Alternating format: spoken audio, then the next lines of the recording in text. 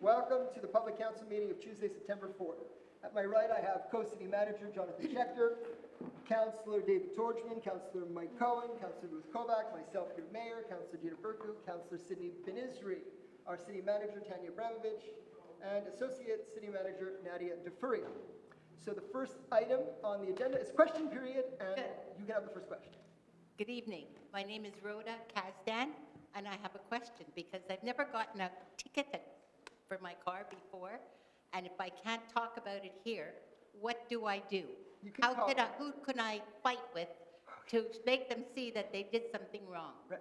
Well, you can talk about it here, and the Director of Public Safety was in the room. He's in the back, so he's also hearing it. Now, of course, you can always talk to him directly if you wish. You can speak here, and we can hear your situation.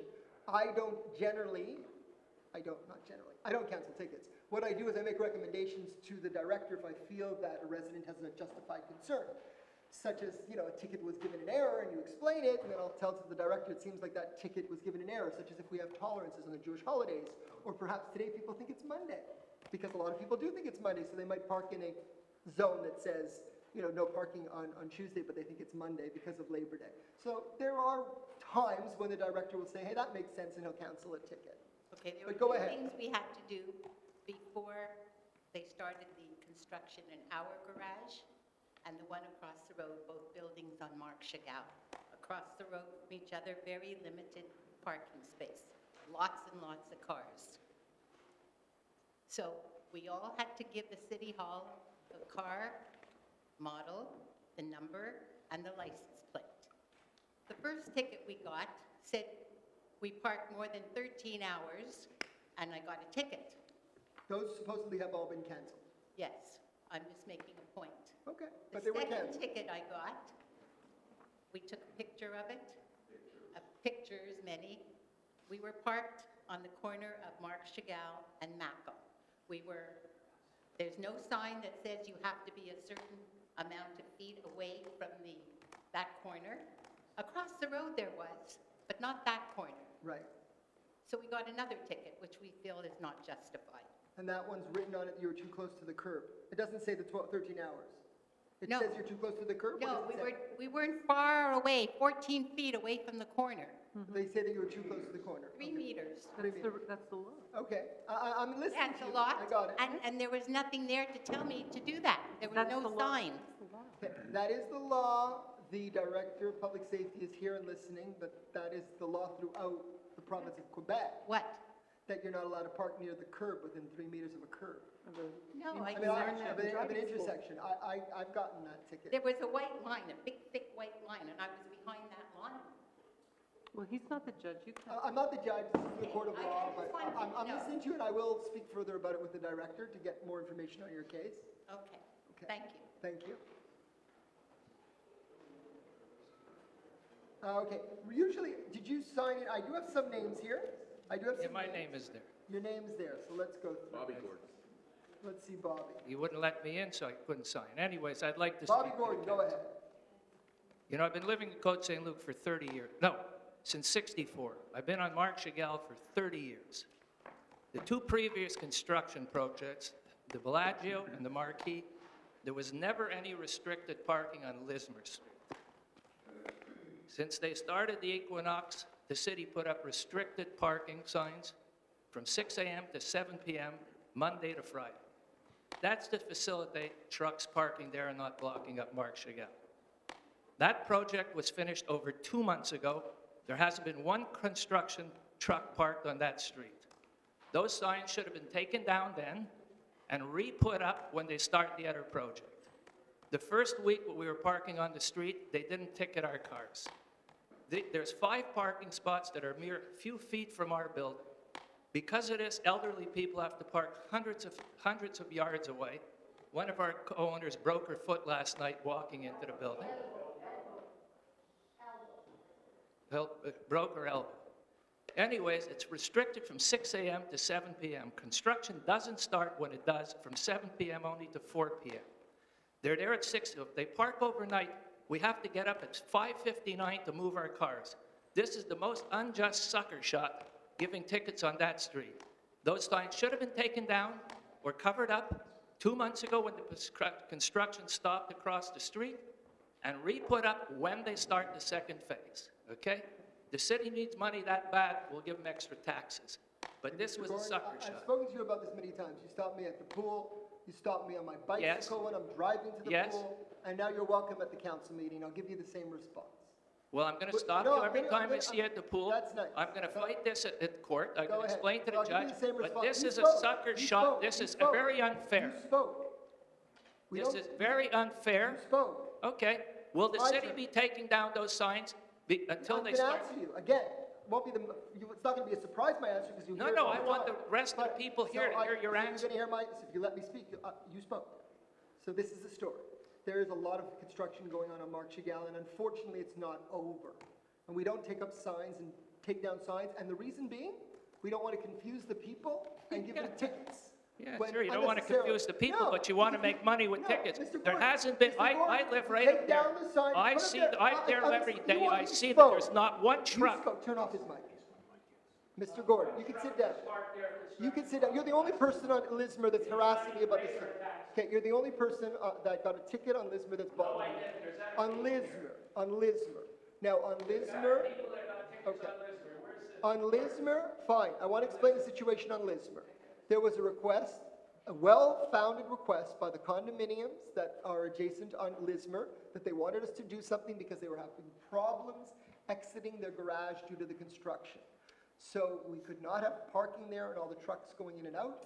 So we put these signs, which will come down, they will come down once the second tower is finished on Equinox. Their permit is imminent. Their permit is imminent. They're going to be building very shortly, and we're not going to confuse people by taking signs up and down. It's there until the construction is over. That's the sign. But they will be removed after the construction. Okay, thank you very much. I know you'll keep on asking the same questions. Sharon Friedman, go ahead. Good evening, everybody. My name is Sharon Friedman. I live at 6800 McDonald Avenue, apartment 408. Before I start, I would just like to tell you, I grew up in Chamonix, Laval. We had tempos, no problems, no break-ins, no devaluation of property. It was the front opened right across. Nobody was ever hurt. No doors smashed in, nothing. So I just want to let you know, yes, it's ugly for 6 months of the year, but we all took them down. Okay, the reason I am here tonight, I live at Livy Cote, and I'm here tonight to discuss the plans for the vacant lot, corner Clanranald, and the future of DeCarry Square. Yes, I understand that the builders were given a green light to put up yet another high-rise building that will be for rental now, and again, more condos at DeCarry Square. Yes, Clanranald may have been zoned 35 years ago for a condo or a high building, but 30 years ago, there was no Jean Talon with 10 questionable buildings that I look out my window and I can't stand, green and purple and red and whatever, hate them. More condos with Westbury, more condos along DeCarry that are just been built. There needs to be some city planning here that looks at what the city is starting to look like. Is there no need for smaller condos, townhouses for our middle-class families? We also desperately need affordable kosher assisted building as well.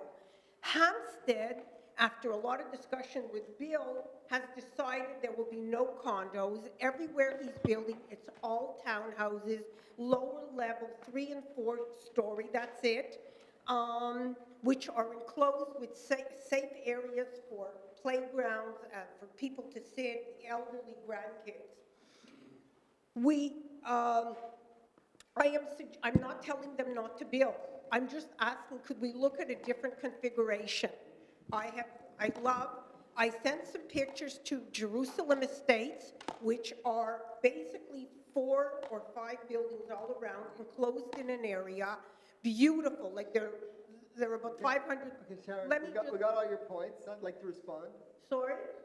Wrap it up so I can respond. Well, I'm taking notes. You're Okay, going on. whatever. Have a whole, like, I mean, Campo di Fiore in Rome, which is just across the Jewish ghetto, also, it's a marketplace during the day, it's in a square, low-level buildings all around that are condos, townhouses, and rentals, and it's beautiful, it looks nice. It's enough with the condos and the buildings. We're asking you, I appreciate it. Karen, let me respond now. So, a couple of things. First of all, in terms of the zoning, you're right, it's been zoned like that, but no application. We don't have any permits been issued. We're not anywhere at that stage. Yes, there's a potential for the. I was told it's already passed, it's a No. green light. It was approved by the PAC. Yeah, But PAC. but no permit, no permit's been issued. No permit's been issued, and there's also discussion on what we're gonna be doing with the Carey Square redevelopment. So, listen, things are zoned, and we have recommendations from PAC that council will consider, and that's the process. We look at the benefits of what's good for the entire city of Côte Saint-Luc. Right. Obviously, when you build these buildings, you bring in a lot of tax revenues, and it helps everybody, and we can provide more services. So, council will take a look at the recommendation from PAC. You can still have a lot of tax revenue. I know you're concerned about tax revenue, they're concerned about money, but the colas who purchased it care about the community. And when you have to go for rezoning at the Carey Square, maybe one of the things can be what our community desperately needs Maybe. is that affordable kosher facility, just 4 stories high. Maybe. And let it be. I mean, we We believe zoned me, the we Cavendish need Mall it. project for a senior's home. It already has the zoning. The Cavendish Mall across the street, when we did that project, there is the zoning available for them to build onto the mall, exactly what you're asking for, so. Anyway, could we tried. please just, I know, I spoke to Oren. Oren said that he was going to plan a meeting for our building, the Luxor, with a meeting with the colas, so I could give them some pictures. I'll give you gladly pictures of beautiful areas. Vancouver has it. Let's just look at something pretty, what's really needed for this community, and not more condos that are high-rises. Thank you. Thank you very much. Okay, I have some names here. I don't know if did you give my name? You gave names? Okay, so go ahead. What's your name? I'm Jean Goldberg, 5850 Mark Chagall. Thank you. I'm going to be very brief. Go ahead. I know the security. They're extremely conscientious, and that's okay. But I wonder, where were they when the builders, when the workers, they were parking on corners. If I wanted to cross the street, I had to go in the middle of the street in order to cross, because they were not only too close to the corner, they were overlapping. And on several occasions, I called security. They were blocking our garage entrance, with a truck, I think, on Lismer. They were double parked. I mean, I wonder if there were really accidents that happened. Anyway, thank you for your comments, and the Director of Public Safety is here as well to hear that. I can't Take believe note. that there wouldn't have been, because then I'd go for a walk. I mean, at every corner within the area, it was the same story. They were parked even around a corner. I couldn't believe it. So why now is suddenly giving so many tickets? That's my question. Okay. So I have my ticket, and I guess, Your ticket was Lismere or from Mark Chagall? no, it was on Mac. On Mackle. Yeah, well, it was a no parking. You know, there's parts are no parking, parking from here to here, then it's no parking. I know you have to read the signs, I'm aware of that, I read that. I'm not the only one who's made mistakes reading signs, I know. Yeah, and I guess I was desperate, and I just parked there, but, so that's it. Okay, thank you. But I'm just asking if they're going to be building again, One more tower, and Mark Chagall. for them to be as conscientious then as they are now with our problem. Thank you. Your name, sir? Hi, my name is Goodman, and I'm representing my mother Florence, 5850 Mark Chagall. Sorry, sir, your name, I just didn't catch it. My name is Steve Goodman. Okay, guys, you Thank have you. to I'm sit down, but representing put your name in, I have here. Thank you. Irving Itman, and then Dr. Tanshin, and then Anne-Marie Al Hassan, and then Daniel Viton, and then Rafi, and then Tamar Hertz. So I have the names in that order. No, you have to write your name in the back, fill in a paper. Okay. 'Cause otherwise, the other people that did it the proper way don't get a chance to His speak. name's on the back of the shirt. My mother's 88 years old. Yeah, Last night, she's got 2 tickets, one on Lismer and one on Mark Chagall. She's 88. She's afraid to walk in the dark at night. She has trouble walking. So what happened last night was she had to park down the street because there was nowhere to park. She's tired of getting tickets, right?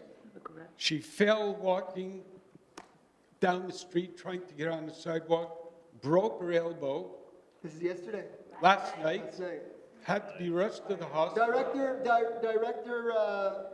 Wrightson, please listen to this story, please. You might Now- know, so you don't have to hear it again later. The only time that Please, no, listen to this one.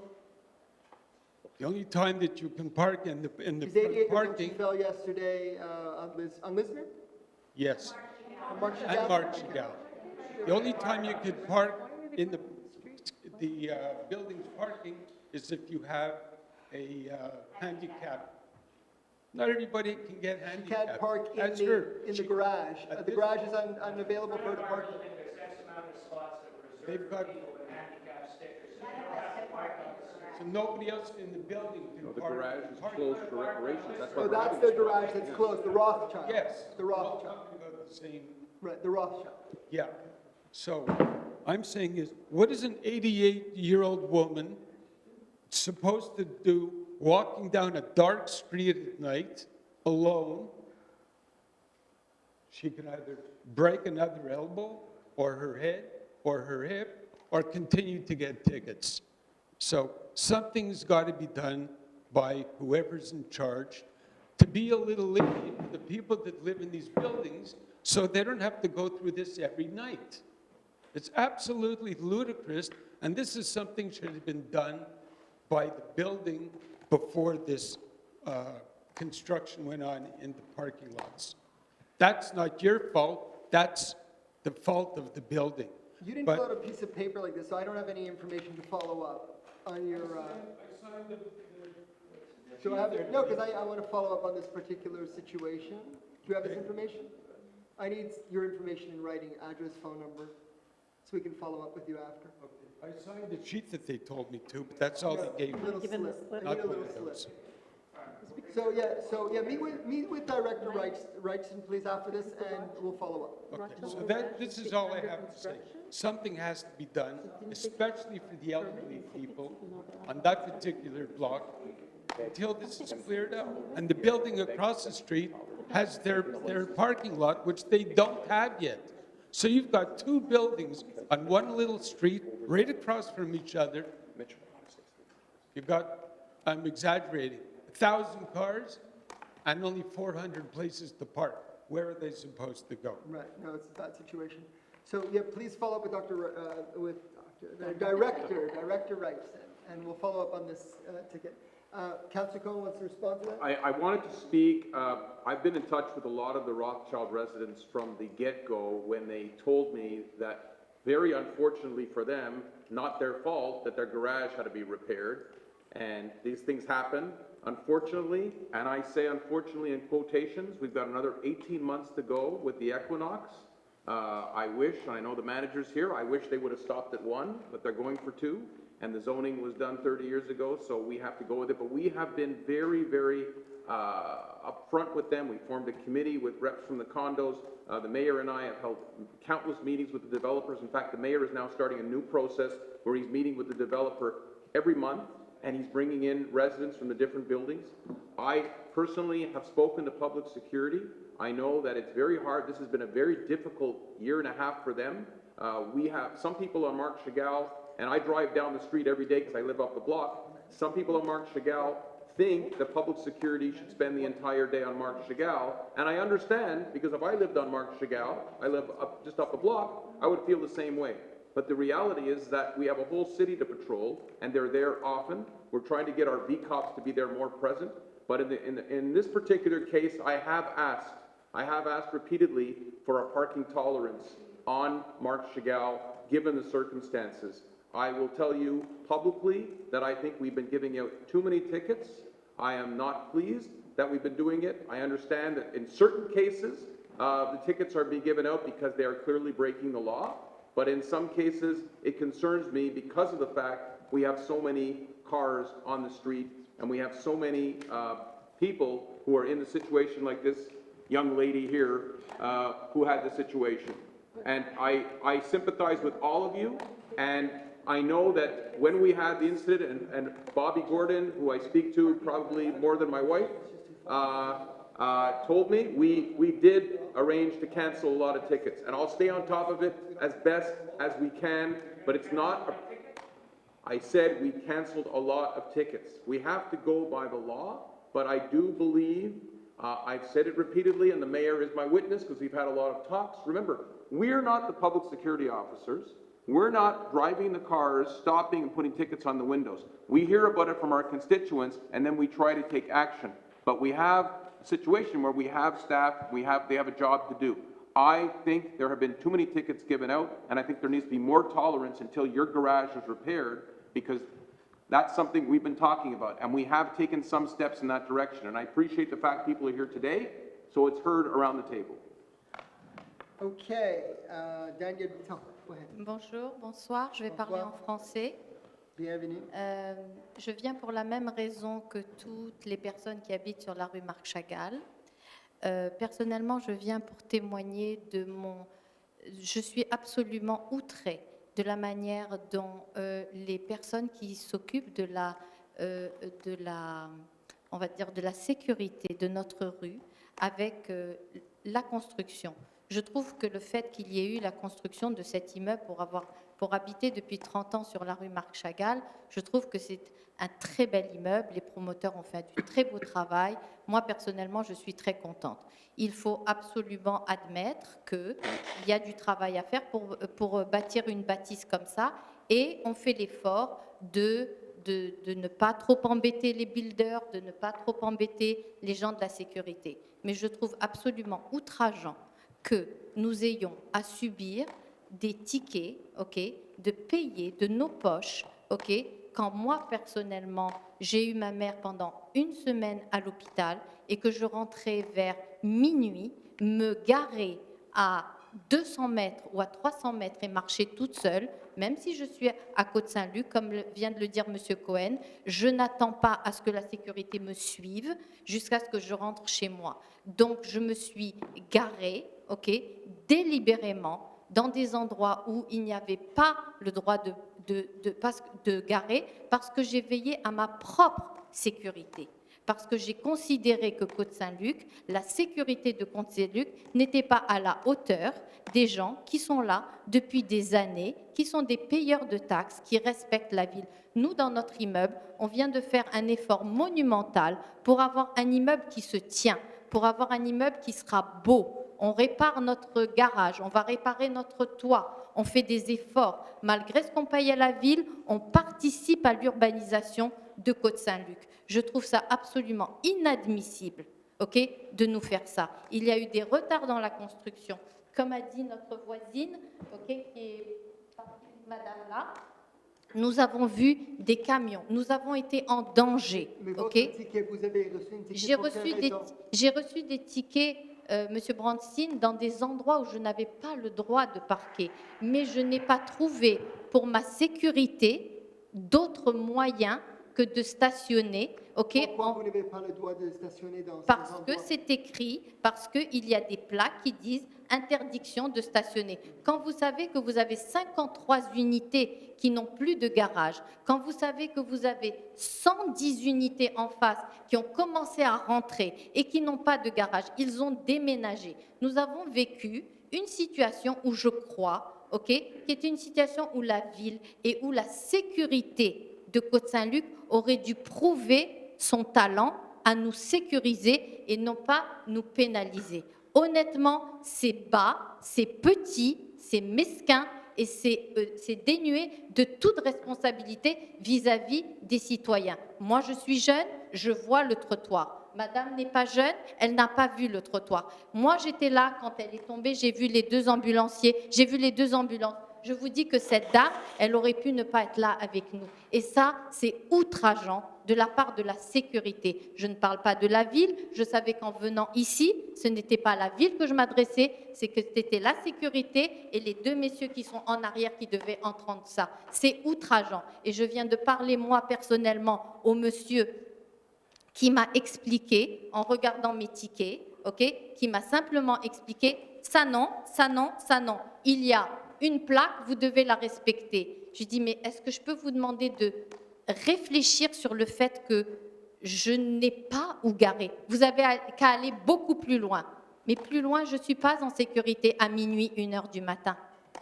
Alors, si chacun doit venir... Dans le 58-50 rue Marc Chagall. Ça, c'est Rothschild? Oui, Rothschild. Rothschild. Rothschild. Et Comme tout le monde. on a laissé des places dans notre stationnement ici à l'hôtel de ville pour le Rothschild. Vous imaginez que je vais traverser C'est trop loin pour vous. à 1h C'est du des matin? personnes, Écoutez, stationnent là-bas. on arrive avec notre marché, on arrive avec nos choses, on a une vie à faire pendant 3 semaines. Vous croyez vraiment, Je veux juste dire que s'il y avait des pipings, qui explosaient dans toute la rue Marc Chagall, la sécurité serait là, serait en train de tout nous bloquer, nous empêcher les voitures de sortir, de tout faire pour nous sécuriser. Là maintenant, franchement, c'est mesquin. Ils savent que nous avons des soucis, ils savent que nous ne pouvons pas faire autrement. Si on pouvait s'envoler et mettre nos voitures dans nos maisons, on les aurait mis dans nos poches, on serait montés. C'est mesquin de nous Donc, pénaliser. Vous avez le droit, avec votre plaque de licence, Oui, d'immatriculation. vous avez le droit de stationner sur la rue Marc Chagall. Oui. Sauf dans les places où il dit pas de stationnement. Oui, So, mais qu'est-ce que vous savez demandez qu'est-ce maintenant? qui reste? Vous demandez qu'on Oui. va enlever toutes les places de Oui, stationnement. oui, So, parce que si les pipings explosaient, si on avait quelque chose, s'il y avait un mur qui s'effondrait, je veux dire, c'est une logique qui est très très simple. La logique, elle est qu'aujourd'hui, on a une situation qui s'appelle extraordinaire. Oui, Elle ça, n'est c'est pas certain. ordinaire. Et on va étudier Et les je possibilités trouve- d'enlever n'importe quelle place, les endroits où vous n'avez pas le droit de stationner. On va analyser si on peut enlever ces places, si c'est sécurité. Vous me dites, Madame Madame, Bercu, vous dites Madame que... Bitton, Oui, je représente des milliers de locataires, Ouais. je vous le dis tout de suite. Alors, je vous donne juste l'exemple. Dans Westmount, dans Côte-des-Neiges, ça arrive tout le temps qu'on doit refaire les garages et on doit stationner dans la rue. Et ça arrive couramment. Je ne sais pas où vous avez stationné et j'aime entendre les 2 côtés de la médaille. Oui, bien sûr. J'aimerais entendre l'autre partie de cette situation, mais je soupçonne, si vous voulez, que vous avez probablement stationné dans un endroit où il y a une courbe et où c'est pas permis de stationner, justement parce que le service de trafic a décidé que c'est pas un endroit où il faut stationner. vous savez, Autrement, Madame, il y aura- j'ai une voiture qui est une Fiat. Ok. Elle mesure 1,50 m. Oui, mais c'est Elle pas... rentre dans tous les petits trous. Mais alors, à ce moment-là, nous, on peut pas, vous savez, on va regarder la situation. Ouais. Peut-être on aurait dû la regarder avant que Oui. vous ayez les billets, parce Oui. que là, on se retrouve avec plusieurs personnes qui ont beaucoup d'infractions. Mais on va regarder la situation, mais vous dire comme ça qu'on va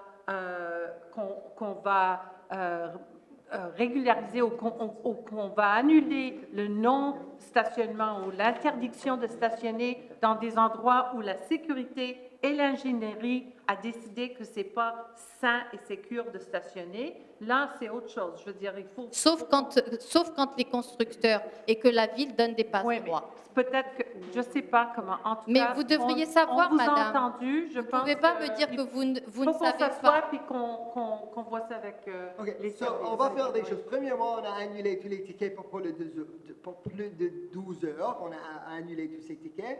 Et maintenant, on va faire une vérification de tous les endroits où vous n'êtes pas, où vous ne pouvez pas stationner pour voir si on peut enlever quelques-uns, si Ouais. ce n'est pas un problème pour la sécurité. Ce serait, Et pour je vos pense- tickets, je vais parler si vous laissez tous les places exactement où vous avez reçu les tickets, on va regarder si ce sont des endroits où sont capables d'enlever l'interdiction. On va C'est voir. une question de respect par rapport aux payeurs de On va voir si c'est possible. OK, merci. Sorry, one question I forgot to ask. What are we supposed to do with these tickets that we've got that we don't know what to do about? What can you do with them? You can pay them or contest them. Those are the Sorry? you can pay them or contest them, or by chance you can have them canceled, depending on the situation. Some tickets are being canceled. We're looking at each case on a case-by-case basis. And how do we find out if Well, we cancel? The first course of action would be to go with the Director of Public Safety or send an email to myself or to the Director of Public Safety, to the city, and we'll review your particular case. Perhaps your ticket will be canceled. Otherwise, we'll explain the procedure on what you have to do next, either pay it or contest it. Okay. But yeah, and Thank you. every case is different. Good evening. Good. George Halpern, 5850 Mark Chagall. Thank you. I received 2 tickets. I have a Corvette. I don't know, because it's a Corvette, I got 2 tickets. Cars behind me didn't get any tickets. I got a ticket for over 12 hours. My girlfriend spoke to a Mrs. Graham, and they ended up canceling that ticket. I mean, over 12-hour parking, cars in front of me, cars behind me, nobody got it. Anyway, we canceled all the over 12 hours. We're not being strict on that. Okay, now, like I was starting to tell you, Mr. Brownstein, my car was parked on Mark Chagall near the corner of Mackle. I was well before the line. I got a ticket for parking too close to the corner. Okay. There's no signs anywhere. I know. I come around Mackle to Armstrong, there's a sign, no parking from the pole to the stop sign. You come up Armstrong to Mackle, there's a pole there, no parking from the pole to the stop sign. That I can understand, it's very clear, you can't park from the pole to the stop sign. But on Mark Chagall, Anyway, I there is no understand. sign. I personally feel we should be more tolerant. We'll see what we can do.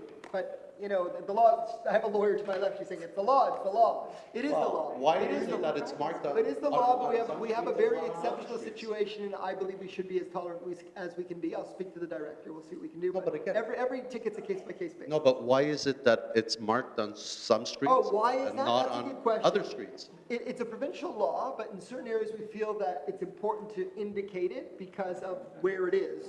But it is Well, it's provincial law. indicated in a place on the It's corner not- of it's not- Armstrong we don't- and we Mackle, don't- there's nobody there. I know, it's not an intersection, we don't put it every Try corner. going downtown and parking You don't put it in every 3 meters corner. from the corner. It's- and see Yeah, how but fast you'll get it. 24/7, I pass the corner, Mackle and Mark Chagall, every time I pass the corner, there's always a car there, 24/7, and I've never seen a car with a ticket on it.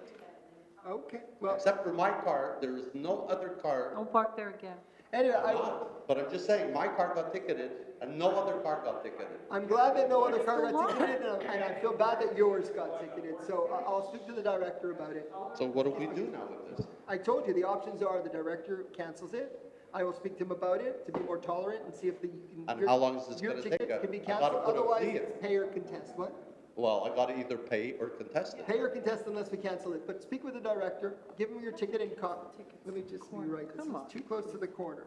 This is too close to the corner. Okay, I have your information, thank Yeah. you. I'll follow up with the director, we'll see what happens. Okay? Back again. 1 second, but, okay, first of all, Rafi, do you want to speak as well? Yes. You do. Okay, and there's Tamar Irving, Dr. Tonchin, Muriel Azan, and Brian Wolofsky. We should really let the people that filled out the form. Just one quick, Okay, nobody else is allowed to come to the mic unless you fill out a paper. You'll be the last. no, I don't want to be the last. No, that doesn't have a paper. I just want to make a quick statement, because I changed my mind about something. I mean, I got my ticket and I said, okay, it's my fault, I have the ticket, I'm a good citizen. But you know what? I've been thinking about it, listening to everybody, and I was thinking about what we went through when they were building across the street. How many signs that they just ignored. They broke everything in the book, those trucks, those workers, whatever it is, and that was acceptable? I And think- my ticket why should, you know, why should I be so good? Listen, in terms of the problems on Mark Chagall, we have many problems, and as Councillor Coe made mention to, I am now meeting with a representative from the developer twice a month, not once a month, twice a month, and with representatives from the condos on Mark Chagall, as well as city staff. There's many issues that go way beyond the tickets that we need to deal with on a regular basis, in terms of how they do their construction, Yeah. where they put their dumpsters, where they park their trucks, how we get the traffic in and out of that whole area, and the list just goes on and on and on. So I'm meeting with them twice a month to deal with these issues, and we will deal with the issue of where you guys get to park. I can't wait till the people in the Rothschild get to park in your garage again, because that also is a difficult situation. So we'll I have, think I have to, we'll have to see what tolerances we can do for the Rothschild people. okay, so I guess my cone will be, Well, yeah, we're going to speak particularly about the Rothschild situation with public safety. yeah, okay. Thank you. Okay, Rafi. Welcome. My name is Rafi Ben-Baron. I'm going to speak in French, if you please. Vous êtes bienvenue. Merci. Lorsque les travaux du Rothschild Condominium pour le garage ont été prévus, on nous a demandé de remplir des documents indiquant les plaques minéralogiques de tous nos véhicules, afin que nous n'ayons pas de tickets en parquant les voitures à l'extérieur. On nous a aussi dit qu'on pourrait se garer n'importe où, c'est-à-dire même s'il y avait des bandes jaunes sur les trottoirs. Et c'est tout à fait vrai, chère Madame Berque, pour la bonne et unique raison qu'il y a environ une dizaine de jours, au moment où je garais ma voiture, il y avait un policier qui faisait sa tournée dans son véhicule. Je l'ai arrêté et je lui ai posé la question, je lui ai dit, est-il vrai que du fait qu'il y a des travaux, j'habite dans l'immeuble qui est en face, est-ce qu'il est vrai que l'on peut garer les voitures n'importe où, même s'il y a des bandes jaunes? Il m'a dit oui, tant que vos travaux sont en cours et on est au courant, vous pouvez vous parquer s'il y a des bandes jaunes ou à d'autres endroits, du moment que vous restez sur la rue Marc Chagall. Il se trouve que la majorité des tickets qui ont été reçus par toutes les personnes qui sont dans l'immeuble ont été pris sur la rue Marc Chagall. Je comprends que ceux qui ont pris des tickets sur la rue Lismer, il y a une pancarte très spécifique qui dit qu'il est interdit de parquer de 6 h du matin à 7 h du soir. Et nous savons que ça a été fait pour les travaux qui ont été faits à l'immeuble Equinox qui était en même s'il est vrai, comme l'a dit M. Gordon, que peut-être il aurait été bien pour l'ensemble des citoyens de laisser ces espaces disponibles, puisque les travaux sont actuellement, entre guillemets, en suspens, puisque la phase 1 est terminée et que le temps que ça démarre dans la phase 2, il y aura un certain temps.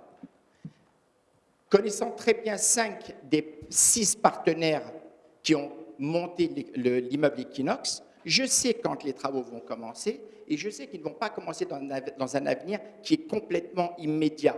J'entends par un avenir immédiat dans les 15 jours, dans le mois qui vont suivre. Ça va prendre plus de temps pour ça. Donc il est possible que depuis 2 mois que l'immeuble la phase 1 a été terminée, et le temps que l'autre démarre, je comprends, Maire Bronstein, que vous ayez dit que pour éviter de la confusion envers les citoyens, qu'enlever des panneaux, remettre des panneaux, ça peut créer des problèmes. Les gens peuvent prendre des tickets pensant qu'ils ont le droit de se garer maintenant, mais que demain, il y aura un nouveau panneau. Je peux comprendre ça. Mais il faut aussi avoir la souplesse, vu qu'on est, comme l'a dit ma femme, dans une situation extraordinaire, de ne pas avoir un système policier, c'est-à-dire qu'il y a certains policiers qui vous laissent vous garer et on ne prend pas de ticket. Je peux dire moi-même que je ne me suis pas garé à l'angle, à moins de 3 mètres de l'angle de la rue, et je n'ai pas pris de ticket. Et d'autres personnes ont pris des tickets. Ça veut dire quoi? Ça veut dire qu'il y a des personnes parmi les policiers qui font leur tournée chaque soir, qui ont eu des consignes, toutes les mêmes, mais qu'il y en a qui comprennent peut-être davantage que d'autres. Et je pense qu'il y a, à chaque situation, il y a une action. Et je pense que l'action de la ville devrait être, normalement, d'avoir été beaucoup plus tolérante que ça n'a été jusqu'à présent. Je suis d'accord. En plus de ça, voilà, je me pose aussi la question, pourquoi nous a-t-on fait remplir des documents Non, je comprends. Pourquoi, quand on pose la question à des policiers, on peut se garer? Si c'est pour finalement prendre des tickets, ça n'est pas ça n'est pas, disons, la logique des choses. Il aurait été préférable, effectivement, de nous dire, vous pouvez vous parquer de là à là, et tout le monde aurait suivi ces règles. Je comprends. On va trouver un moyen d'être plus tolérant, particulièrement pour les résidences de Rothschild. Parce que je comprends que vous avez une situation difficile avec les travaux qui existent dans votre garage. Et on va trouver un moyen. Je vais parler avec le urban planning et aussi la sécurité publique. Et quand on va trouver un moyen d'être plus tolérant, on va discuter chaque situation des tickets. J'apprécie votre commentaire et votre recommandation.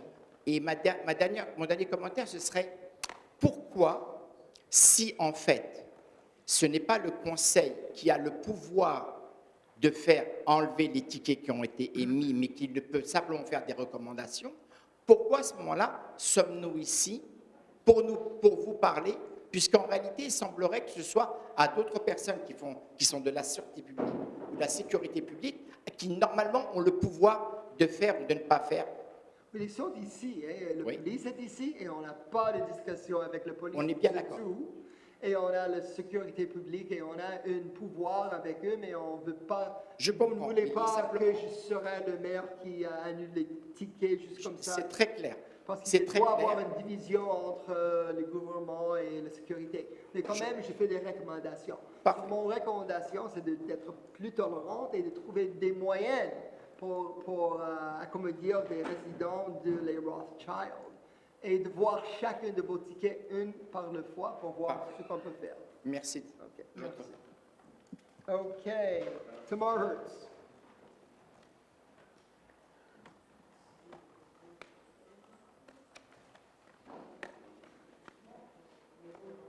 Welcome. Good evening. Last month, there was a motion tabled to increase the money paid to the counselors. And I'm not going to stand before you to tell you that you don't deserve a raise. My question is in no way connected to that. What I'd like to know, because the justification for the increase was based on the federal government taxing the expense accounts, and I'm not a tax person, I'm not a tax expert, but from what I've understood, because they are unaccountable expenses, meaning we just give you the money, we assume you're spending the expenses on the city, the federal government has decided to tax these expenses. When I looked up the definition of what they were doing, it says that they're only going to do this after 1/3. So what I'm asking is, rather than increasing our taxes and paying out the extra $30,000 a year this increase would cost us, have you considered changing the way that the expenses are allocated so that we also, as taxpayers, would save money? There could be accountable expenses done differently. The benefit of that would be that you would be handing in receipts. People would be able to see the accounts of the city. This would be an amazing move towards some open data government. Like the City of Montreal, the council's expenses are available online for people to see. And you would retain the 1/3 non-taxable benefit.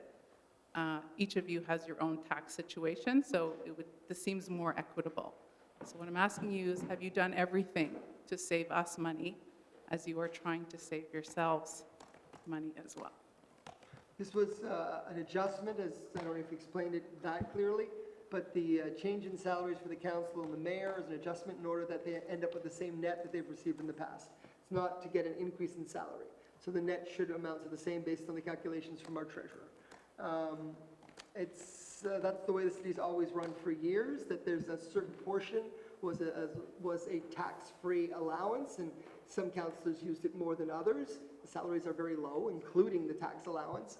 So this adjustment just maintains status quo.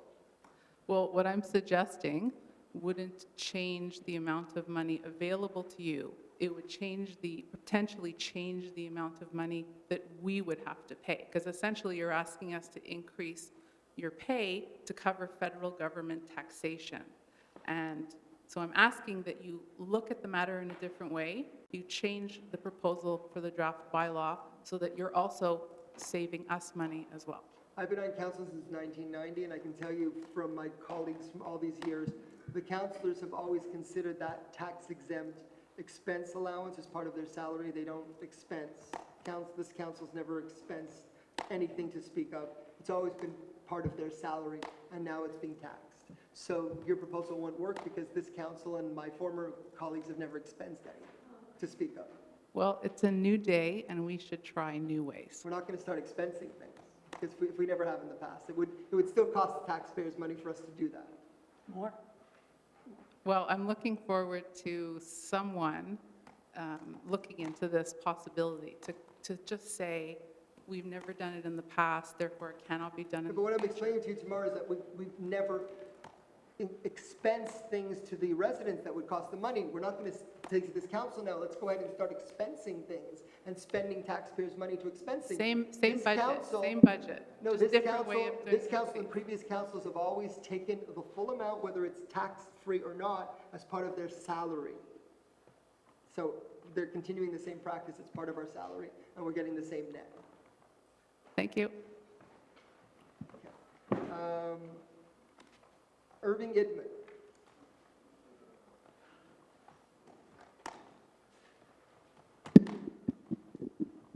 Good evening, Mayor, Council. I have several issues. Let me start off first with stop signs. I've been back and forth to the city 3 times this past week and a half from out of town. What I noticed is I would say, and before I speak, I think first. I would say that 90% of the cars do not stop at the new stop signs. One of the reasons I believe is there's no marking. I don't see how the roads department, public works, town planning, urban, I don't know what, how they went ahead with putting a stop sign without a marking. I understand an American stop where you slow down, you stop and go. But I've observed, and remember, I live on Smart Avenue, so I have that new stop. They just roll right by. Buses roll right by. Your public works, the small cars, it happened so fast, like I would have taken the license. Didn't stop, went right through. Guelph and Smart Avenue. We got the point. We got to get those lines down. It's not acceptable. But also, we're creatures of habit. Yeah. So for all these years, people didn't stop. They know that their stop sign is, and they just, some stop people line don't will do it purposely. They just don't stop. The stop lines will help. Extremely dangerous, and it's an accident waiting to happen. The second part is, as I mentioned last month, the bushes. This should have been done before the stop signs. You really have to go stop and roll halfway through the street. But going home tonight, go on Smart Avenue, okay? From Mackle all the way to Wavell. Check out what I'm saying. From Mackle to Wavell. All right? The point is that it's an accident, especially now with school opening, with kids. Coming here tonight, there was a kid with earphones and texting. I hung, unbelievable, the guy jumped. People don't look. You have to be aware of people, and cyclists. And on your street, on Shalom, people don't stop. Just tonight. I'm driving. Stop lines. The lines are needed to be painted. All right? So it's a question, we don't need police. We have V-cops, we have public security, and that leads me into my next segment. I believe, listening here, I believe public security is a little too zealous. They're overzealous. And not only overzealous, but I had an issue a couple of years ago, if you remember, Councillor Glenn Nashin was involved, where they are so arrogant that they feel that they are the rulers of the kingdom. And when I attended a meeting, when Councillor Mitchell Kajapski called a meeting in Kerwin Park, We saw the public security come into the park. And when we left the meeting, all of us, including the future councillor, got a ticket. The guy came into the park, he should have said, anybody have their cars? A little tolerance is what I'm saying. A little bit of understanding. Now, as far as listening, listen to the people. Écoutez le monde. Just listening to the things about Marc Chagall, Rothschild, Lismer. We could have saved 3/4 of an hour off this meeting just by saying, hey, we'll come and we'll see. I said Fire hydrants, no parking. Mr. Rittman, I said we're going to come and see. After 3/4 of an hour. No, we'll do what we can reasonably. But I do want to say, I want to tell you one thing, Mr. Rittman.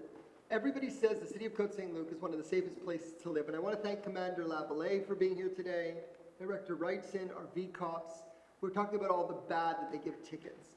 We have one of the safest communities on the island of Montreal. I want to keep it that and they way. do a lot of good work. So we'll have to work on the tolerances with respect to tickets, but it's a bad situation on Marc Chagall right now. It's tough for the people in the Rothschild. It's tough for all the people in those condos. I know, my sister lives in this Rothschild. And the solutions are not easy. So it's a work in process. Mayor Brownstein. You call me Mitch, you know me long enough. No. Two things. We always said we have a very progressive and super city. I'm the #1 salesman. But, you know, you say the law is the law. You're a lawyer. Councillor Dita Burke is a lawyer. Jonathan Schechter's a lawyer. My son is a lawyer. But you know what? There are exceptions to laws, and that's how things change. But I'm not the judge here. But the judge... I'm not the judge. I'm only the lawyer. If you were my client, I could be your lawyer, but I'd still have to go to court and plead your case. But a judge has to be fair. Remember the balance of scale. I'm not the judge. There's a balance in law. It's 9:15. Scale? It's 9:15. Question of listening to the public. Certain things, and please allow me this minute. A fire hydrant, entrance for wheelchairs, a person's driveway, no parking, I don't care what, where, when. But the rest of what I'm hearing, this is outrageous. It's outrageous, all right? We need to move on to the next speaker, which is Dr. Tonchin. No. Now is the kicker. We have a meeting. Now, remember, if you say we know each other for a long time, since 1990. You're over your 3 minutes, as usual, which is fine. But That's today okay. Today it's 9:15. I don't speak as much as some of the women here. It's 9:15. It's 9:15.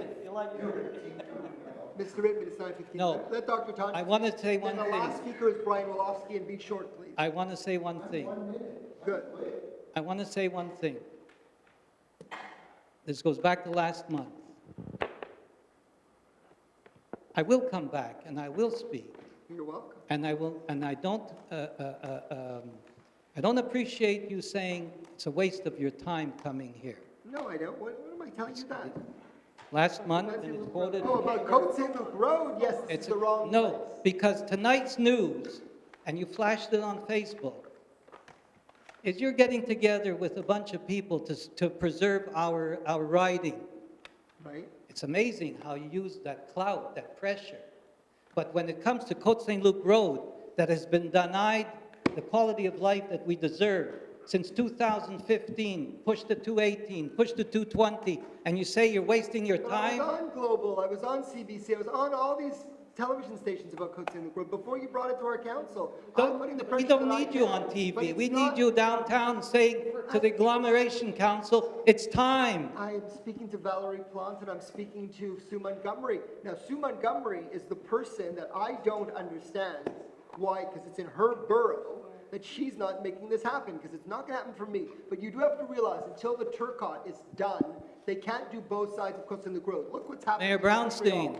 They are doing Côte Saint-Luc Road above DeCarry, and they will get to ours when they Mayor finish the Brownstein, rest. you said the same thing for several years now. Don't think they're never going to do Okay. Côte Saint-Luc Road. We'd like it done sooner, but it's not in our territory. Dr. Tonchin. It's a waste of time listening to you say that. It's not in our territory. Dr. Tonchin.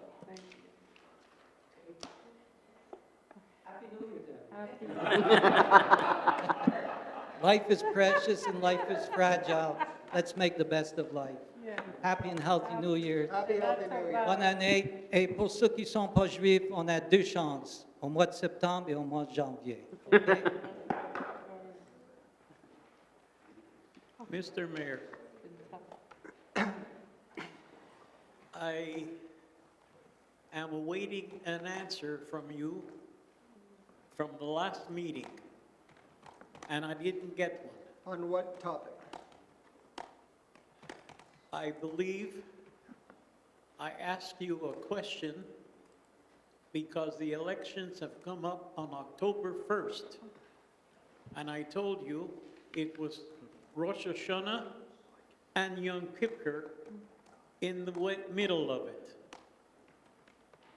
As far as I'm concerned, I waited for your answer, and I didn't get a call back. And I moved it as a motion because I wanted a decision made promptly. Right. But No, I gave you enough. We can't change the election date, but I explained to you at the meeting, we can't change the election date, but there is advanced voting dates. Let me finish. We have no authority to change the provincial date. I'm not talking, I'm talking in the next 2 weeks are the Jewish holidays. So it's half of September already gone. I'm awaiting your answer because I suggested and I moved the motion, which I hadn't the right to do, but I think you ignored me. No, I heard you. Let me finish. Because I should have had an answer before the next day even. But there is an English debate. There is an English debate scheduled. And the question was, and I'm going to word it again, there should be a city meeting of all the candidates in Darcy McGee at the City Hall. And I'm still waiting for an answer with 2 weeks left to go. Darcy McGee now is 58,000 people. It's not just the city of Côte Saint-Luc, and it's not our responsibility to organize that debate. There will be a leaders debate in English that you can watch.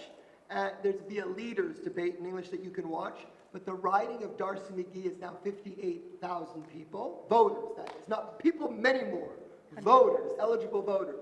If you include all the ethnics, the immigrants that can't vote, and people that are too young to vote, maybe it's 100,000 people in Darcy McGee. So it's not just the residents of Côte Saint-Luc, or But maybe a third. Côte Saint-Luc is part of But Darcy we McGee. won't be organizing that. And I still suggest it because I feel, and I'm not standing at the side of any candidate. No, that's fine.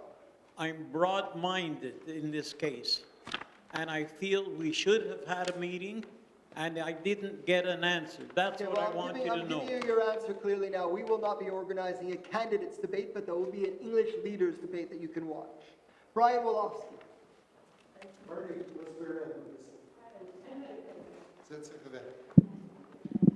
And I agree with you, but my turn. David, I'm addressing my comments to you and to Charles. You, because Dita and Mitchell told me you're responsible. And Charles, because he didn't say, Dave, I think it's a bad idea. Wolofsky will really have something to say. So that's why you're responsible. Dave, I don't know if you remember, you were living on Blossom at the time. In '77, the city put up a stop sign at the corner of Guelph and, not Davies, West Loop. It took till '81 that I actually stopped at that stupid stop sign. And the city also tried to do 4, right where we live in that little 4 houses at the corner of Blossom and Guelph going eastbound. And my sister and I took that stop sign off 4 times before Jim gave up and just said, it's not going to work. By the way, if you want those stop signs, they're in my parents' house in the basement. But here's what I'm upset about. Irving is right, but he has the wrong solution. Irving is thinking we need more and more and more stop signs to make the city safe.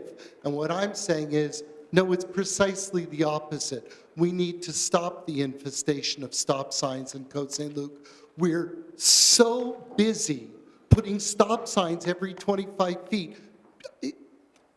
Try to get from poor Dita's house to Cavendish. Turn left, turn right on Bailey. Stop.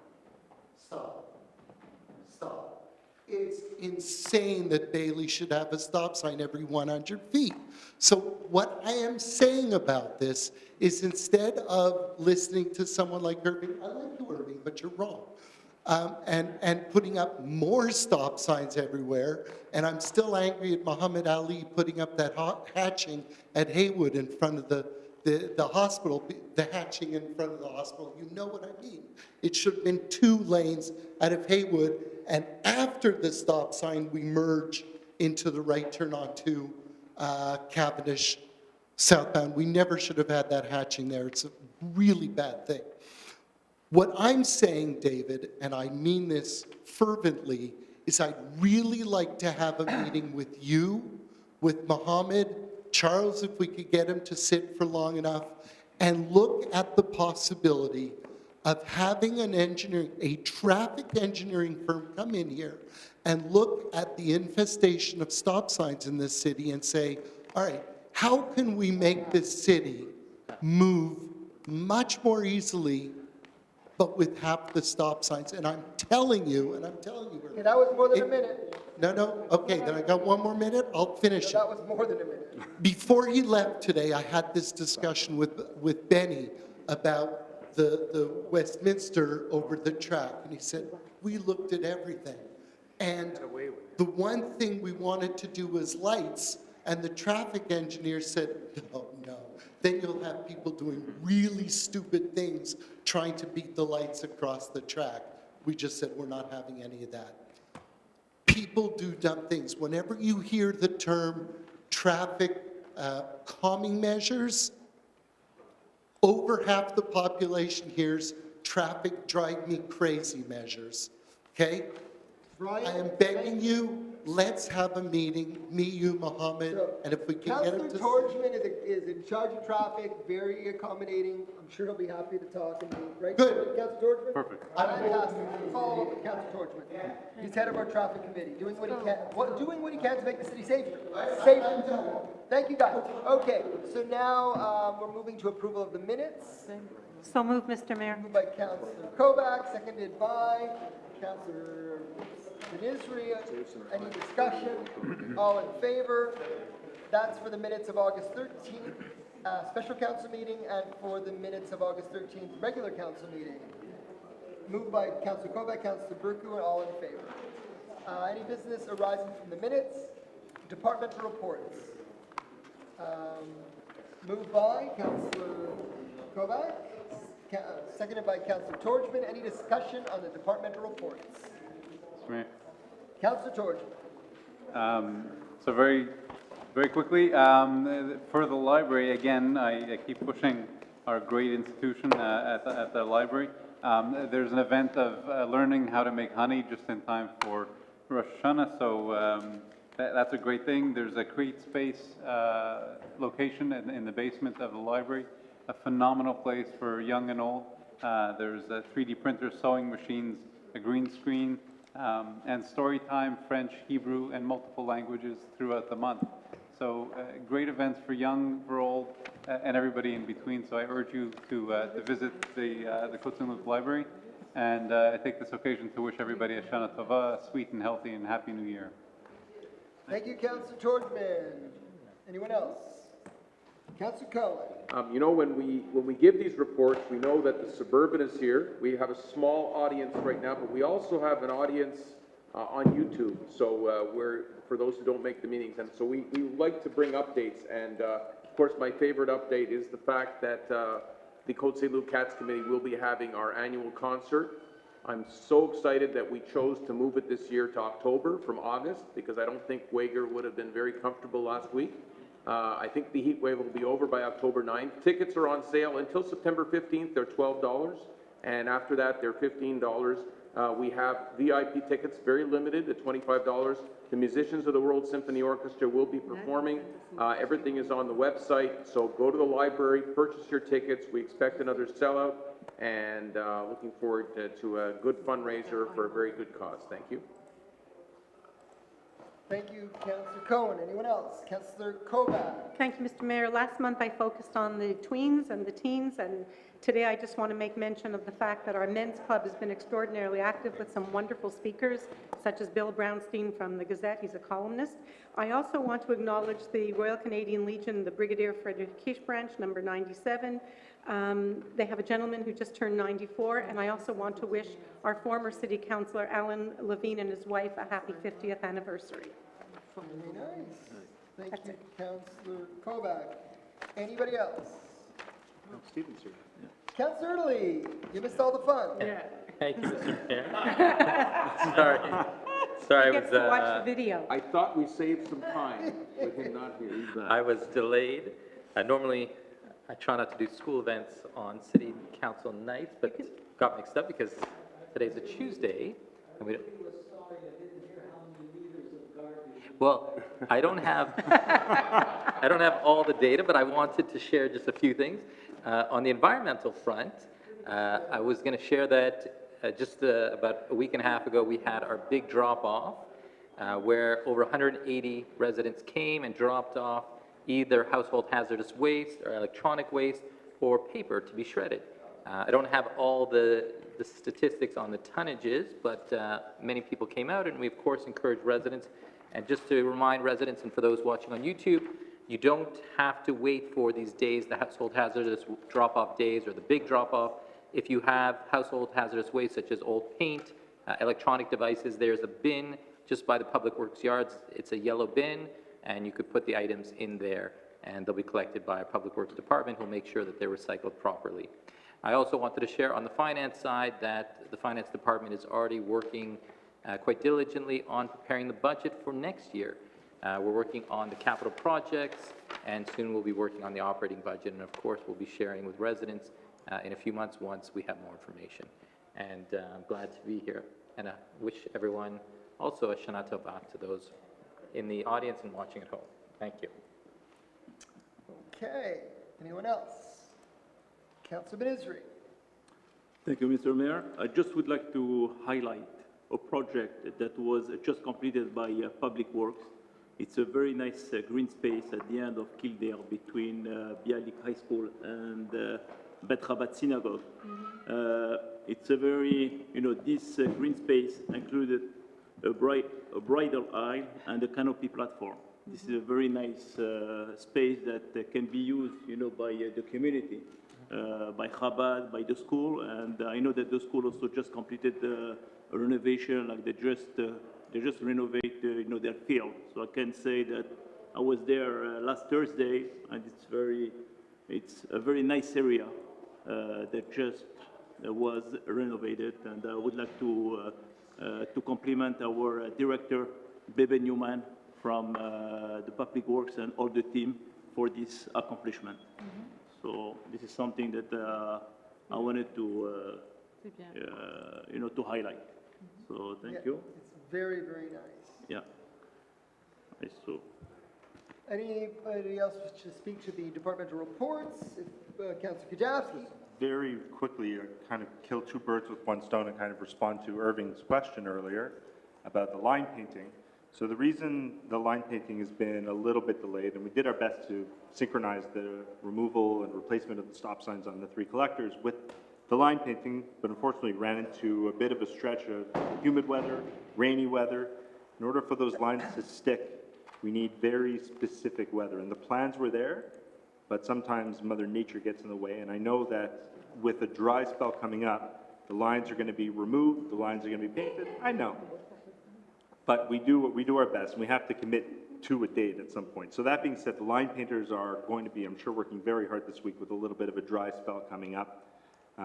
Engineering, of course, is working on getting ready for the upcoming renovation to Kerwin Park, as well as water sleeving projects. There's a lot going on in the department, and they're working as hard as they can, and so are the line painters. So I had a chance to meet last week. Very nice group of gentlemen. Thank you. Councilor Kajewski, anyone else? Okay, so then we move on. Moved and seconded, all in favor? Anyone opposed? The departmental reports are carried. Item number 5, Councilor Torgman. Thank you, Mr. Mayor. Que le règlement 2515 intitulé Règlement établissant la grille tarifaire de la bibliothèque publique Eleanor London Côte Saint-Luc pour septembre 2018 à mars 2019 soit et est par les présents adopté. Proposé pour le conseiller Torgman, appuyé par le conseiller Cohen. Tout le monde en faveur? Est-ce qu'il y a des discussions? This is just the fee schedule for the library from September to March of 2019. All in favor? Anyone opposed? Carried. We move to item number 6A. Councilor Erdely. Thank you, Mr. Mayor. Be it resolved that bylaw 2518, entitled Bylaw 2518, setting the rate for transfer duties applicable to transfers for which the basis of imposition exceeds $1 million, be and is hereby adopted. Moved by Councilor Erdely, seconded by Councilor Burku. Any discussion? Councilor Erdely. So just to explain, so what this is it sets the tax rate for homes or properties that are valued at $1 million and more for welcome tax. The way it stands right now, or the way it had been for many years, Côte Saint-Luc and other demerged cities were restricted on the tax rate they could charge for welcome tax, which was set at a lower rate than the City of Montreal. What happened recently is Law 122, I should say, modified the Act to allow demerged cities such as Côte Saint-Luc to raise the tax rates for welcome tax to the same that are set by the City of Montreal. For us, what we've chosen to do is to leave it for properties under $1 million, but just for those that are valued at $1 million and more, to raise it by approximately, or by 1%, which is only on the portion over $1 million. And this will be for adoption with the bylaw coming into effect as of January 1st, 2019. Moved by Councilor Erdely, seconded by Councilor Burku. Any discussion? All in favor? Anyone opposed? Carried. Item 6B, Councilor Erdely. Thank you, Mr. Mayor. Be it resolved that bylaw 2278 entitled, and I think we changed the title here, entitled Bylaw to amend bylaw 2278 to implement various changes and additions to tariffs and other fees as presented on Annex A attached to this present bylaw as an integral part thereof, be and is hereby adopted. Moved by Councilor Erdely, seconded by Councilor Burku. Any discussion? So just to explain, this is a bylaw that sets the tariff and fees for various services that are offered by the Finance Department, and in effect, it changes 4 situations within the bylaw. One is the fee for tax balance confirmation, going from $10 to $20, which is consistent with what other demerged municipalities. The second is that if a resident or if a property owner has 2 checks returned for insufficient funds within a 12-month period, they're obliged to pay by certified check or money order.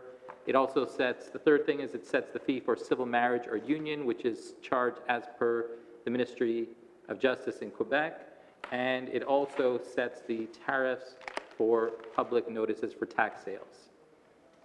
Moved and seconded. All in favor? Anyone opposed? No. Carried unanimously. We move to item C. Councilor Burku. Yeah. Yes, Mr. Mayor, I'm very pleased to propose this resolution. Just want to look for it. Okay. So, whereas the City of Côte Saint-Luc is one of the 20 finalists in the Smart Cities Challenge, a program financed by the Canadian government, whereas Section 3.11 of the Act respecting the Ministère du Conseil Exécutif states that a municipal body may not, without the prior authorization of the government, enter into an agreement with another government in Canada or one of its departments or government agencies or with a federal public agency, whereas a municipal body must, to enter into such agreement, obtain the authorization of the government by means of a ministerial decree. Be it resolved that the City of Côte Saint-Luc Council hereby request authorization from the Government of Quebec by means of a ministerial decree to enter into an agreement for the preparation of a final proposal for the first competition of the Smart Cities Challenge Agreement, with Her Majesty the Queen and Right of Canada as represented by the Minister of Infrastructure and Communities, and that the City Manager and the General Counsel be authorized to sign all documents related to the agreement. Okay, moved by Councillor Burku and seconded by Councillor Kajowski. Okay, Any discussion? Yeah, so basically what this is we were one of the 20 finalists in the Smart City Challenge. In order to get the $250,000 to finance the preparation of our final proposal, where we're going to be competing for a $10 million prize, we need to get the approval of the Quebec government, and once the Quebec government gives us their approval, we'll be able to get the money from the federal government. Why should it be simple when it could be complicated? Exactly. So moved by Councillor Burku, seconded by Councillor Kajowski. All in favor? Anyone opposed?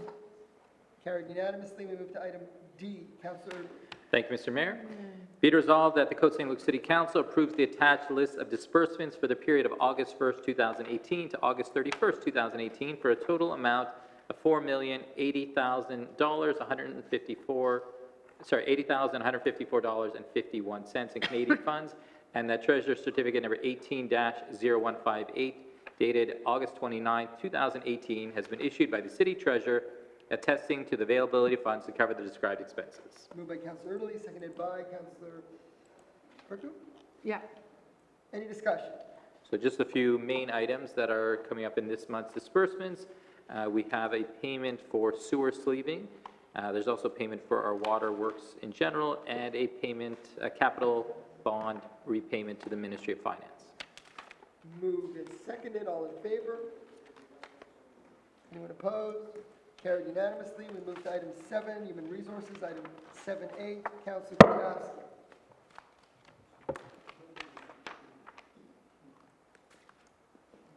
Councillor Kajowski, 7A. Page 161. Yeah, 162 actually. Oh, 163. 162? 162. Yep. Yeah, 162. Yep. Be it resolved that the City of Côte Saint-Luc Council hereby approves the appointment of Dalia Mohammed as the Junior Project Coordinator to a management position for a fixed-term contract effective from July 3rd, 2018 to September 28th, 2018. That Treasurer Certificate number 18-0153 dated August 24th, 2018 has been issued by the City Treasurer attesting to the availability of funds to cover the above described expenses. Moved by Councillor Kajowski, seconded by Councillor Kovac. Any discussion? Well, this is just to approve the appointment of the Junior Project Coordinator in the Engineering Department. Okay. Contract is up in 2 weeks or so, 2 or 3 weeks, and hopefully we're able to keep it long term. Moved and seconded. All in favor? Anyone opposed? Carried unanimously. Move to item 7B. Councillor Kovac. Thank you, Mr. Mayor. Be it resolved that the Côte Saint-Luc City Council approves the hiring of the white-collar auxiliary employees whose names are listed on the document entitled Part-Time Employees, White Collars Hiring, dated August 22nd, 2018, and that said employees' terms of employment will be as per the conditions of the collective agreement. That Treasurer Certificate number 18-0155, dated August the 24th, 2018, has been issued by the City Treasurer, attesting to the availability of funds to cover the described expenses, and these are for skating monitors for the arena. And some lifeguards. And what I'm happy about is that 7 out of the 10 hirees are Côte Saint-Luc residents. Excellent. Moved by Councillor Kovac, seconded by Councillor Kujawski. Any further discussion? All in favor? Anyone opposed? Carried unanimously. And we move to item C. Councillor Burke. Okay. Be it resolved, and the Côte Saint-Luc Council approves the hiring of Amira Zaina as a Human Resource Advisor, Recruitment and Occupational Health and Safety into a management position for a fixed-term contract of 1 year effective August 13th, 2018 to August 16th, 2019, and that the Treasurer's Certificate attesting to the availability of funds has been issued for the described purpose. Moved by Councillor Burke, seconded by Councillor Torchman, I believe. Any discussion? All in favor? Anyone opposed? Carried unanimously. We move to item D, Councillor Torgin. Thank you, Mr. Mayor. That the Côte Saint-Luc City Council approves the hiring of Helen Fortin and Myra Hogue as on-call library clerks, white-collar auxiliary positions with the effective dates of August 6th and August 7th, 2018, respectively. That the Treasurer's Certificate number 18-0154, dated August 24th, 2018, has been issued by the city's treasurer, attesting to the availability of funds to cover the above-described expenses. Moved by Councillor Torgman, seconded by Councillor Ben-Israel. Any discussion? There are two temporary library clerks that are on call. Moved and seconded. All in favor? Anyone opposed? Carried unanimously. We moved on to item E, Councillor Kovac. Thank you, Mr. Mayor. Be it resolved that the Côte Saint-Luc City Council approves the termination of employment of a white-collar auxiliary employee number 3094, effective August 14th, 2018. Moved by Councillor Kovac, seconded by Councillor Cohen. Yeah. Thank you. Any discussion? All in favor? Anyone opposed? Councillor Kovac moved. Councillor Cohen seconded, so I guess you're in favor. Yeah. Okay, so all in favor. Thank you. Carried unanimously, and we move on to item number 8, which is the legal department. 8A, Councillor Cohen. The appointment of the acting mayor. Oh, yes, of course.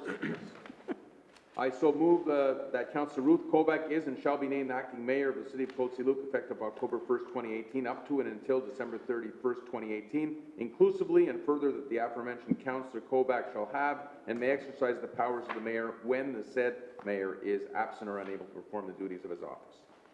Moved by Councillor Cohen, seconded by Councillor Ben-Israel. Any discussion? No, just as everybody knows, we do this in a rotation. In the event the mayor is absent or unable to fulfill his duties, or for certain requirements, that councillor is available to step in. I will not be going to Florida for the win. No. You're a full-time mayor here in Montreal, but I thank you, Councillor Kovac, for taking this position, and I always enjoy watching you learn by your example often, so this is great. Moved and seconded. All in favor? Anyone opposed? Carried unanimously, and we move to the filings. Maitre Schechter, Yes. item 8B is Yes. yours. In relation to item 8B, I just want to file a correction. It's a clerical error. It was in relation to a certificate which I attested to related to the results of a loan bylaw register. So the French version, as well as the certificates themselves, indicated the dates of the register, as well as the public notice, as being March 13th, 14th, 15th, and 16th. So those are the accurate dates. So the date of March 7th has been removed, and those dates have been added to the tabling of the certificate of results to match the certificate, and I'm going to file the correction in the minutes of tonight.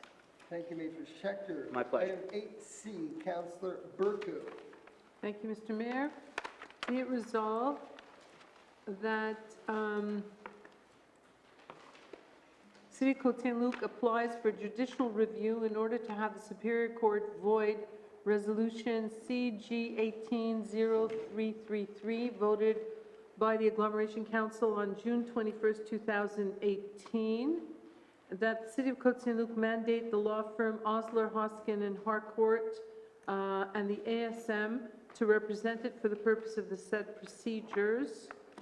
That's moved by Councillor Burku, seconded by Councillor Kovac. Any discussion? Yeah, so I just want to explain it briefly. Please The Agglomeration Council adopted a resolution in June 21st, 2018, charging the agglomeration, including the suburban municipalities, a share of the cost for a contract with Hydro-Quebec in the maximum amount of $285,000 to move overhead line and 33 posts supporting it with widening of sidewalks accordingly on the territory of City of Montreal. This was for something they called the Velo Route. And whereas the nature of the work and the expense incurred are not within the authority of the agglomeration, the ASM mayors contested this expense, and they went as far as taking a legal proceeding.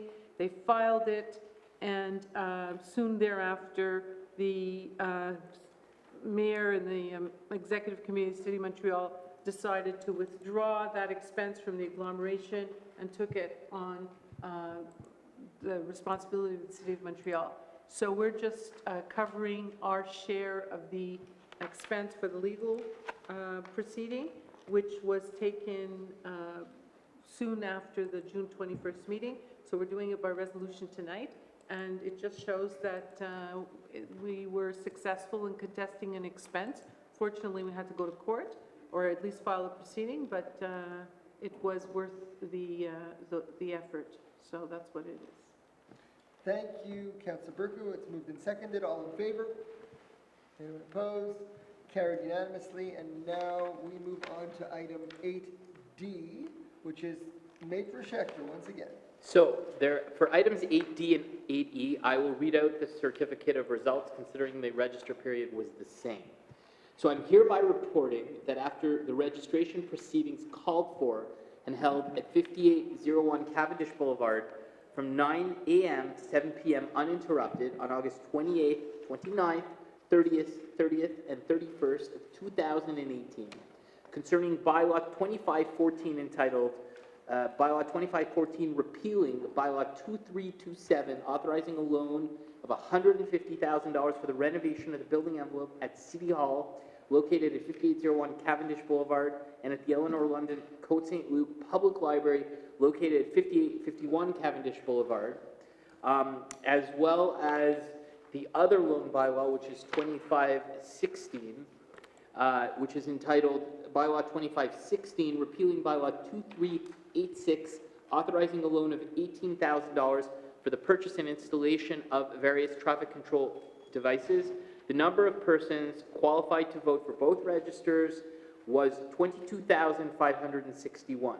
The number of signatures of persons qualified to vote required to make the holding of a referendum poll obligatory is 2,267. The number of persons qualified to vote who registered for both loan bylaws was 0. Therefore, bylaws 2514 and 2516 have both been deemed approved by the persons qualified to vote. Thank you, made for Schechter. So that's for Deanie.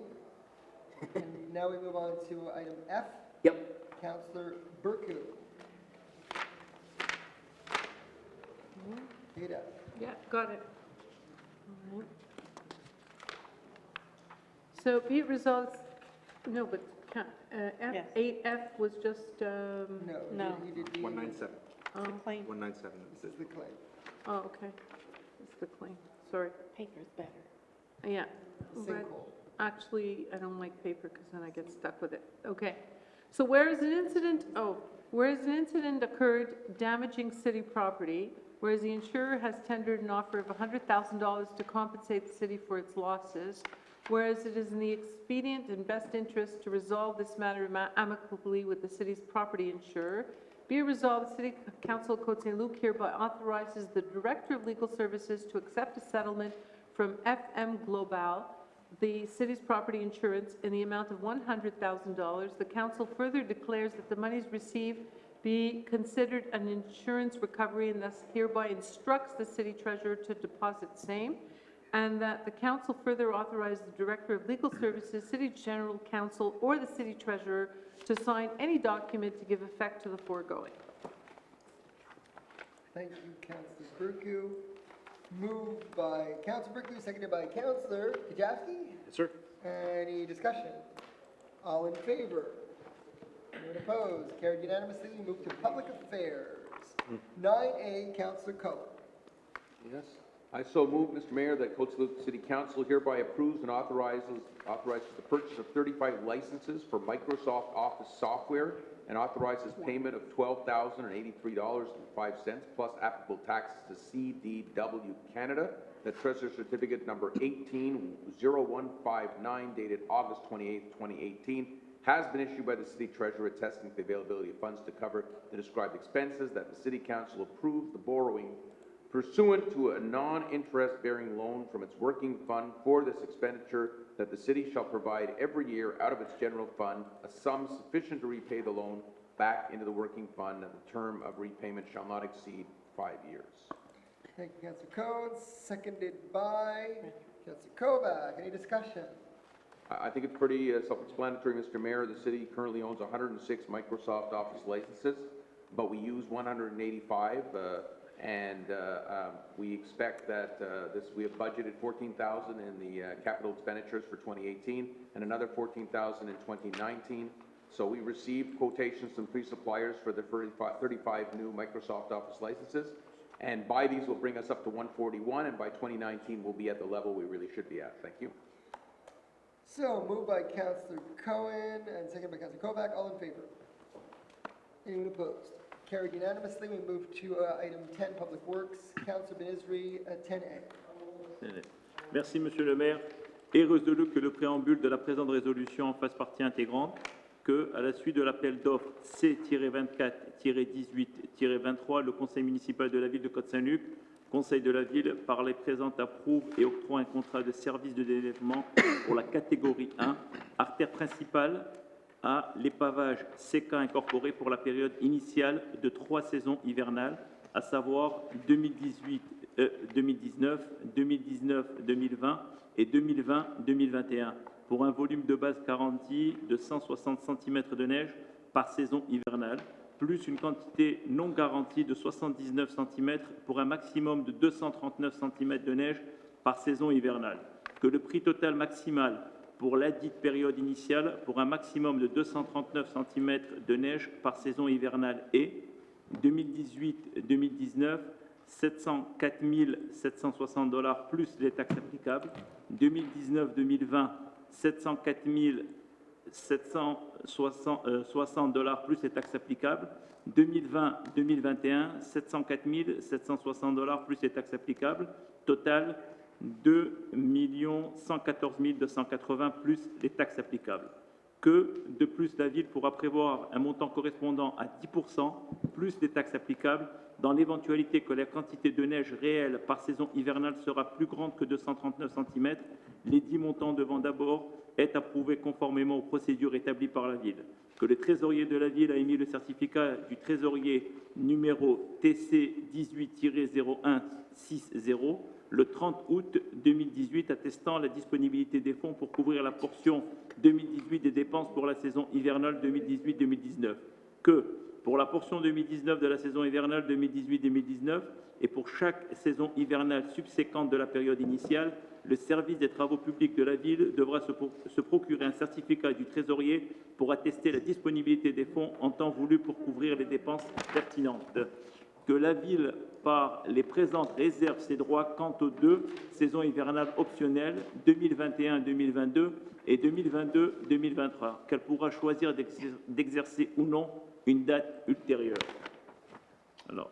Appuyé par le conseiller Benizri. Proposé par le conseiller Benizri, appuyé par le conseiller Kudjafki. Est-ce qu'il y a des discussions? Non, c'est vraiment l'octroi d'un contrat de déneigement pour les saisons hivernales à venir. Oui. Okay, tout le monde en faveur? Oui. Oui. Definitely. No one's against? Great. Okay, now we move to the next one. Right. OK. So, merci, Monsieur le maire. Alors, est résolu que le préambule de la présente résolution en fasse partie intégrante. Que, à la suite de l'appel d'offres C-24-18-23, le Conseil municipal de la ville de Côte Saint-Luc, Conseil de la ville par les présentes, approuve et octroie un contrat de service de déneigement pour la catégorie 2, artère secondaire à l'épavage CK incorporé, pour la période initiale de 3 saisons hivernales, à savoir 2018-2019, 2019-2020 et 2020-2021, pour un volume de base garanti de 160 cm de neige par saison hivernale, plus une quantité non garantie de 79 cm pour un maximum de 239 cm de neige pour la saison hivernale. Que le prix total maximal pour la dite période initiale pour un maximum de 239 cm de neige par saison hivernale est 2018-2019, 295 250 $ plus les taxes applicables, 2019-2020, 295 250 $ plus les taxes applicables, 2020-2021, 295 250 $ plus les taxes applicables, pour un total de 885 750 $ plus les taxes applicables. que, de plus, la ville pourra prévoir un montant correspondant à 10% plus les taxes applicables dans l'éventualité que la quantité de neige réelle par saison hivernale sera plus grande que 239 cm, les 10 montants devant d'abord être approuvés conformément aux procédures établies par la ville. Que le trésorier de la ville a émis le certificat du trésorier numéro TC 18-0161 le 30 août 2018, attestant la disponibilité des fonds pour couvrir la portion 2018 des dépenses pour la saison hivernale 2018-2019. Que pour la portion 2019 de la saison hivernale 2018-2019 et pour chaque saison hivernale subséquente de la période initiale, le service des travaux publics de la ville devra se procurer un certificat du trésorier pour attester la disponibilité des fonds en temps voulu pour couvrir les dépenses pertinentes. Que la ville, par les présentes réserves au droit quant aux deux saisons hivernales optionnelles 2021-2022 et 2022-2023, qu'elle pourra choisir d'exercer ou non à une date ultérieure. Voilà. Proposé pour le conseiller Benizri, appuyé par le conseiller Kajavski. Est-ce qu'il y a des discussions? Toujours la même chose, c'est un deuxième contrat. Ok. On a un troisième Ok, encore. tout le monde J'espère que la en neige est moins épais que la résolution. Tout le monde en faveur? Oui. Ok. On a break? Il y a un autre. Oui, il y a une autre résolution. Merci. C'est long, mais bon, on doit passer à travers, désolé. Alors, est résolu que le préambule de la présente résolution fasse partie intégrante, que, à la suite de l'appel d'offres C-24-18-23, le conseil municipal de la ville de Côte Saint-Luc, conseil de la ville par les présentes, approuve et octroie un contrat de service de déneigement pour la catégorie 3, secteur tertiaire, à les entreprises Canbec incorporées pour la période initiale de 3 saisons hivernales, à savoir 2018-2019, 2019-2020 et 2020-2021, pour un volume de base garantie de 160 cm de neige par saison hivernale, plus une quantité non garantie de 79 cm pour un maximum de 239 cm de neige par saison hivernale. Que le prix total maximal pour la dite période initiale pour un maximum de 239 cm de neige par saison hivernale est 2018-2019, 158 799 $ plus les taxes applicables, 2019-2020, 163 246 $ plus les taxes applicables, 2020-2021, 166 186 $ plus les taxes applicables. Un total de 488 232,68 $ plus les taxes applicables. Que de plus, la ville pourra prévoir un montant correspondant à 10% plus les taxes applicables dans l'éventualité que la quantité de neige réelle par saison hivernale sera plus grande que 239 cm, les 10 montants devant d'abord être approuvés conformément aux procédures établies par la ville. Que le trésorier de la ville a émis le certificat du trésorier numéro TC18-0162 le 30 août 2018, attestant la disponibilité des fonds pour couvrir la portion 2018 des dépenses pour la saison hivernale 2018-2019. Que pour la portion 2019 de la saison hivernale 2018-2019 et pour chaque saison hivernale subséquente de la période initiale, le service des travaux publics de la ville devra se procurer un certificat du trésorier pour attester la disponibilité des fonds en temps voulu pour couvrir les dépenses pertinentes. Que la ville, par les présentes réserves, ses droits quant aux 2 saisons hivernales optionnelles 2021-2022 et 2022-2023, qu'elle pourra choisir d'exercer ou non à une date ultérieure. Proposé pour le conseiller Benizri, appuyé par le conseiller Kajavski. Est-ce qu'il y a des discussions? Non? Tout le monde en faveur? OK. Appuyé unanimement. And that's it for that item. And now we go to 4 more resolutions. Item 10B. 10B, Councilor Benizri. Break, Sydney. OK. Alors, merci, Monsieur le maire. Attendu, là je dois vraiment lire toute la résolution, attendu que la ville de Côte Saint-Luc, ville a lancé un appel d'offres public portant le numéro C-25-18-23 pour la location de 1 à 15 camions 12 roues avec opérateur catégorie 1 pour les opérations de déneigement, et cela pour une période initiale de 3 saisons hivernales, 2018-2019, 2019-2020 et 2020-2021, et 2 saisons hivernales optionnelles, 2021-2022 et 2022-2023, à la discrétion de la ville. Attendu que la ville a reçu 3 soumissions pour cette catégorie 1, attendu que la soumission reçue d'excavation vide-eau limitée a été non conforme d'un point de vue documentaire parce que les soumissionnaires le soumissionnaire n'a pas soumissionné pour les raisons hivernales optionnelles. Attendu que le soumissionnaire le plus bas conforme pour cette catégorie 1 a été les entreprises marques logo incorporées. Attendu que la ville souhaite octroyer un contrat à les entreprises marques logo incorporées pour la période initiale et réserver ses droits quant aux 2 saisons hivernales optionnelles. Il fut résolu que le préambule de la présente résolution en fasse partie intégrante, que le conseil municipal de la ville de Côte Saint-Luc, conseil de la ville par les présents déclare la soumission d'excavation vide l'eau limitée non conforme d'un projet de vue documentaire et par conséquent cette soumission est rejetée. Que, à la suite de l'appel d'offres C-25-18-23, le conseil approuve et octroie un contrat pour la location de 1 à 15 camions 12 roues avec opérateur catégorie 1 à les entreprises marques logo incorporées, le plus bas soumissionnaire conforme pour la période initiale de 3 saisons hivernales, à savoir 2018-2019, 2019-2020 et 2020-2021 pour un taux horaire moyen par camion de $102,61 et un montant total estimé de $700 000 plus les taxes applicables. Que, de plus, la ville pourra prévoir un montant correspondant à 10% plus les taxes applicables dans l'éventualité que le montant réel sera plus grand que celui estimé, les 10 montants devant d'abord être approuvés conformément aux procédures établies par la ville. Que, sous réserve de ce qui précède, le montant estimé pour la portion 2018 de la saison hivernale 2018-2019 est de $61 170 plus les taxes applicables.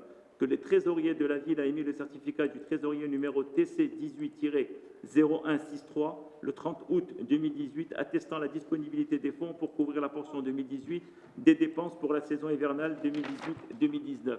Que pour la portion 2019 de la saison hivernale 2018-2019 et pour chaque saison hivernale subséquente de la période initiale, le service des travaux publics de la ville devra se procurer un certificat du trésorier pour attester la disponibilité des fonds en temps voulu pour couvrir les dépenses pertinentes.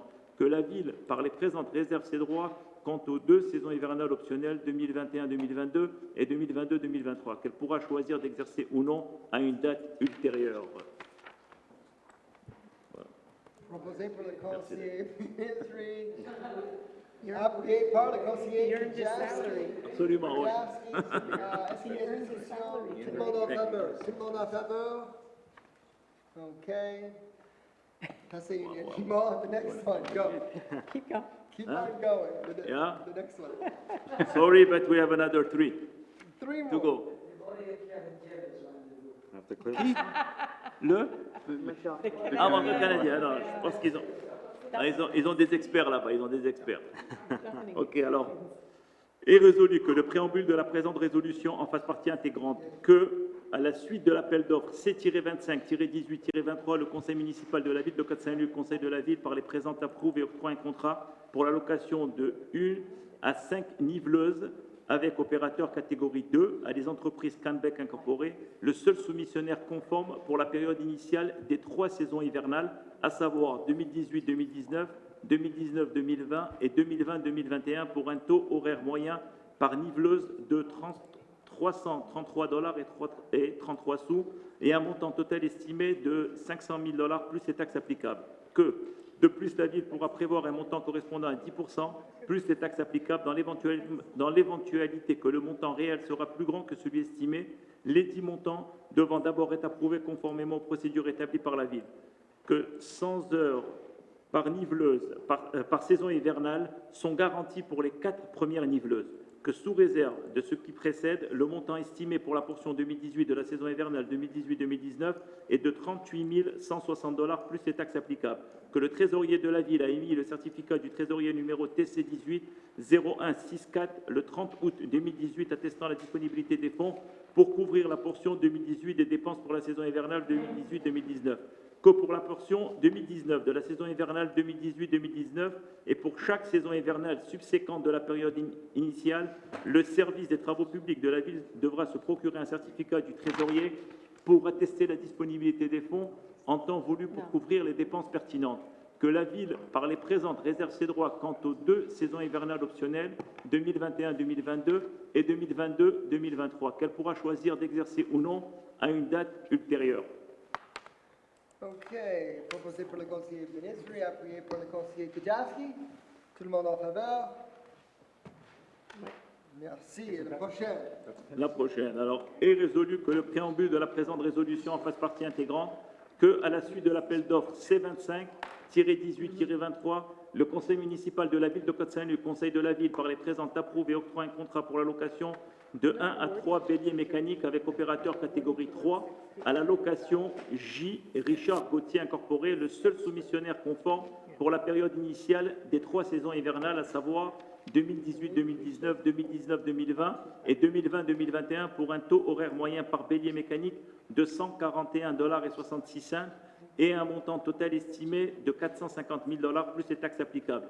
Que de plus, la ville pourra prévoir un montant correspondant à 10% plus les taxes applicables dans l'éventualité que le montant réel sera plus grand que celui estimé, les 10 montants devant d'abord être approuvés conformément aux procédures établies par la ville. Que 100 heures par bélier mécanique pour la saison hivernale sont garanties par les 2 premiers béliers mécaniques, que sous réserve de ce qui précède, le montant estimé pour la portion 2019 de la saison hivernale 2018-2019 est de 13 800 $ plus les taxes applicables, que le trésorier de la ville a émis le certificat du trésorier numéro TC18-0165 le 30 août 2018 attestant la disponibilité des fonds pour couvrir la portion 2018 des dépenses pour la saison hivernale 2018-2019, que pour la portion 2019 de la saison hivernale 2018-2019 et pour chaque saison hivernale subséquente de la période initiale, le service des travaux publics devra se procurer un certificat du trésorier pour attester la disponibilité des fonds en temps voulu pour couvrir les dépenses pertinentes, que la ville, par les présentes réserves, ses droits durant aux 2 saisons hivernales optionnelles 2021-2022 et 2022-2023 qu'elle pourra choisir d'exercer ou non à une date ultérieure. OK. Proposé par le conseiller ministre et appuyé par le conseiller Kajowski. Est-ce qu'il y a discussion? Tout le monde en faveur? OK. So the last one, la dernière. Est résolu que le préambule de la présente résolution en fasse partie intégrante, que le conseil municipal de la ville de Côte Saint-Luc, conseil de la ville, par les présentes déclare la soumission de les entreprises Canbec incorporées non conformes d'un point de vue documentaire et par conséquent cette soumission est rejetée. Que, à la suite de l'appel d'offres C-25-18-23, le conseil approuve et octroie un contrat pour la saison de 1 à 3 pelles mécaniques avec opérateur catégorie 4 à location J, Richard Gauthier Incorporé, le plus bas soumissionnaire conforme pour la période initiale de 3 saisons hivernales, à savoir 2018-2019, 2019-2020 et 2020-2021 pour un taux horaire moyen par pelle mécanique de 120 $ et un montant total estimé de 75 000 $ plus les taxes applicables. Que, de plus, la ville pourra prévoir un montant correspondant à 10% plus les taxes applicables dans l'éventualité que le montant réel sera plus grand que celui estimé, les 10 montants devant d'abord être approuvés conformément aux procédures établies par la ville. Qu'un certificat du trésorier sera émis par le trésorier de la ville au printemps 2019 pour attester la disponibilité des fonds pour couvrir les dépenses pour la saison hivernale 2018-2019. Que pour chaque saison hivernale subséquente de la période initiale, le service des travaux publics de la ville devra se procurer un certificat du trésorier pour attester la disponibilité des fonds en temps voulu pour couvrir les dépenses pertinentes. Que la ville, par les présentes, réserve ses droits quant aux 2 saisons hivernales optionnelles, 2021-2022 et 2022-2023, qu'elle pourra choisir d'exercer ou non à une date ultérieure. OK. Proposé par le conseiller ministre et appuyé par le conseiller Kajowski. Est-ce qu'il y a des discussions? Yeah, Mr. Go Mayor, ahead. just for the record, so maybe someone out there is listening, what we're in the process of doing is awarding contracts of, Snow removal? basically for snow removal. So it's the rental of 15 12-wheel trucks, and then Category 2 is the rental of 4 graders, and then Category 3 is the rental of 2 bulldozers, and Category 4, which we're voting on now, is the rental of 2 mechanical shovels, all for a period of 2 years plus optional years. So this is all for our snow clearing operations. The initial period is 3 years with 2 option years. Thank you. And moved this and should seconded all. cover us for the next 3 to 5 years. Yeah. So moved and seconded, all in favor. We voted on that one, I believe, but we'll do it again, just to make sure. No, this is the last one we're Okay, voting on. so all in favor. Thank you. So we got them all done. And now we just move on to item number 10C, and Councilor Kajowski? Okay. Councilor Pizzi? Ah. Got enough? I like the sound of my voice now. Whereas the City of Côte Saint-Luc entered into an agreement with the Town of Hampstead in 2009 for the purpose of dumping the town snow in the city's snow dump, whereas the city wishes to renew the agreement for the 6th time, be it resolved that the City of Côte Saint-Luc City Council hereby approves and adopts the letter renewal agreement, 6th renewal, effective September 4th, 2018, which renews the original agreement for the dumping of snow dated May 15th, 2009, as subsequently amended by the 1st renewal, 2nd renewal, 3rd renewal, 4th renewal, and 5th renewal between the city and the town of Hampstead for a term of 1 snow season, namely 2018-2019, on such terms, conditions, and amendments as are indicated in the 6th renewal, that the City of Côte Saint-Luc's General Council is hereby authorized to sign the aforesaid 6th renewal on behalf of the city. Moved by Councillor Kujawski, seconded by Councillor Benizri. Any discussion? Just very quickly, this is our agreement with the town of Hampstead to allow them to dump some of their snow on our snow dump. For a fee. For a fee. Mr. Mayor? Yes. Comment. As I always do, I'll vote against this agreement. I understand Hampstead needs a place to dump their snow, but I think as we saw the size of the ski hill last winter, there seems to be too much snow coming on its own. I know it's difficult to think of snow when we're in this heat wave, but I'm hearing we're going to have another big winter, and I think it only adds to the issue. I know we cap it at a certain point. Nonetheless, as the representative for Mark Chagall in District 2, I will vote against it. Thank you, Councillor Cohen. Okay, so all in favor? Anyone opposed? Passed with Councillor Cohen dissenting. Item number. What is the renewal? Well, yeah, there's a question period. You can ask. So that's it. Now we go to item number 11A, Councillor Kujawski. Thank you, Mr. Mayor. 248. Be it resolved that the Côte Saint-Luc City Council hereby approves the change order related to electricity supply works to the Côte Saint-Luc Pump Station Rehabilitation Contract, tender number C-19-16, and authorizes payment of an amount not to exceed $117,535.84 plus applicable taxes to Nordmet Construction, Inc. Excuse me. That the described expenses shall be financed in whole from Bylaw 2443, previously approved by the Ministère des Affaires Municipales et Occupation du Territoire. That the described expenses shall be equally borne by the city and the City of Montreal, the whole pursuant to Resolution number 151109, as well as the associated intermunicipal agreement. That the city treasurer has issued the treasurer's certificate number TC18-0156 on August 28, 2018, attesting to the availability of funds to cover the described expenses. Moved by Councillor Kujawski, seconded by Councillor Torchman, I believe. Any discussion? All in favor? Anyone opposed? Carried unanimously. 11B, Councillor Kujawski. Thank you, Mr. Mayor. Get there.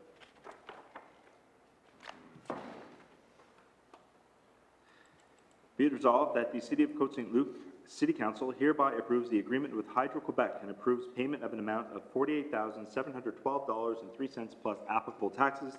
That furthermore, the city may consider an amount of 10% plus applicable taxes for any potential contingencies and extras if required, that shall first be approved according to the city's procedures.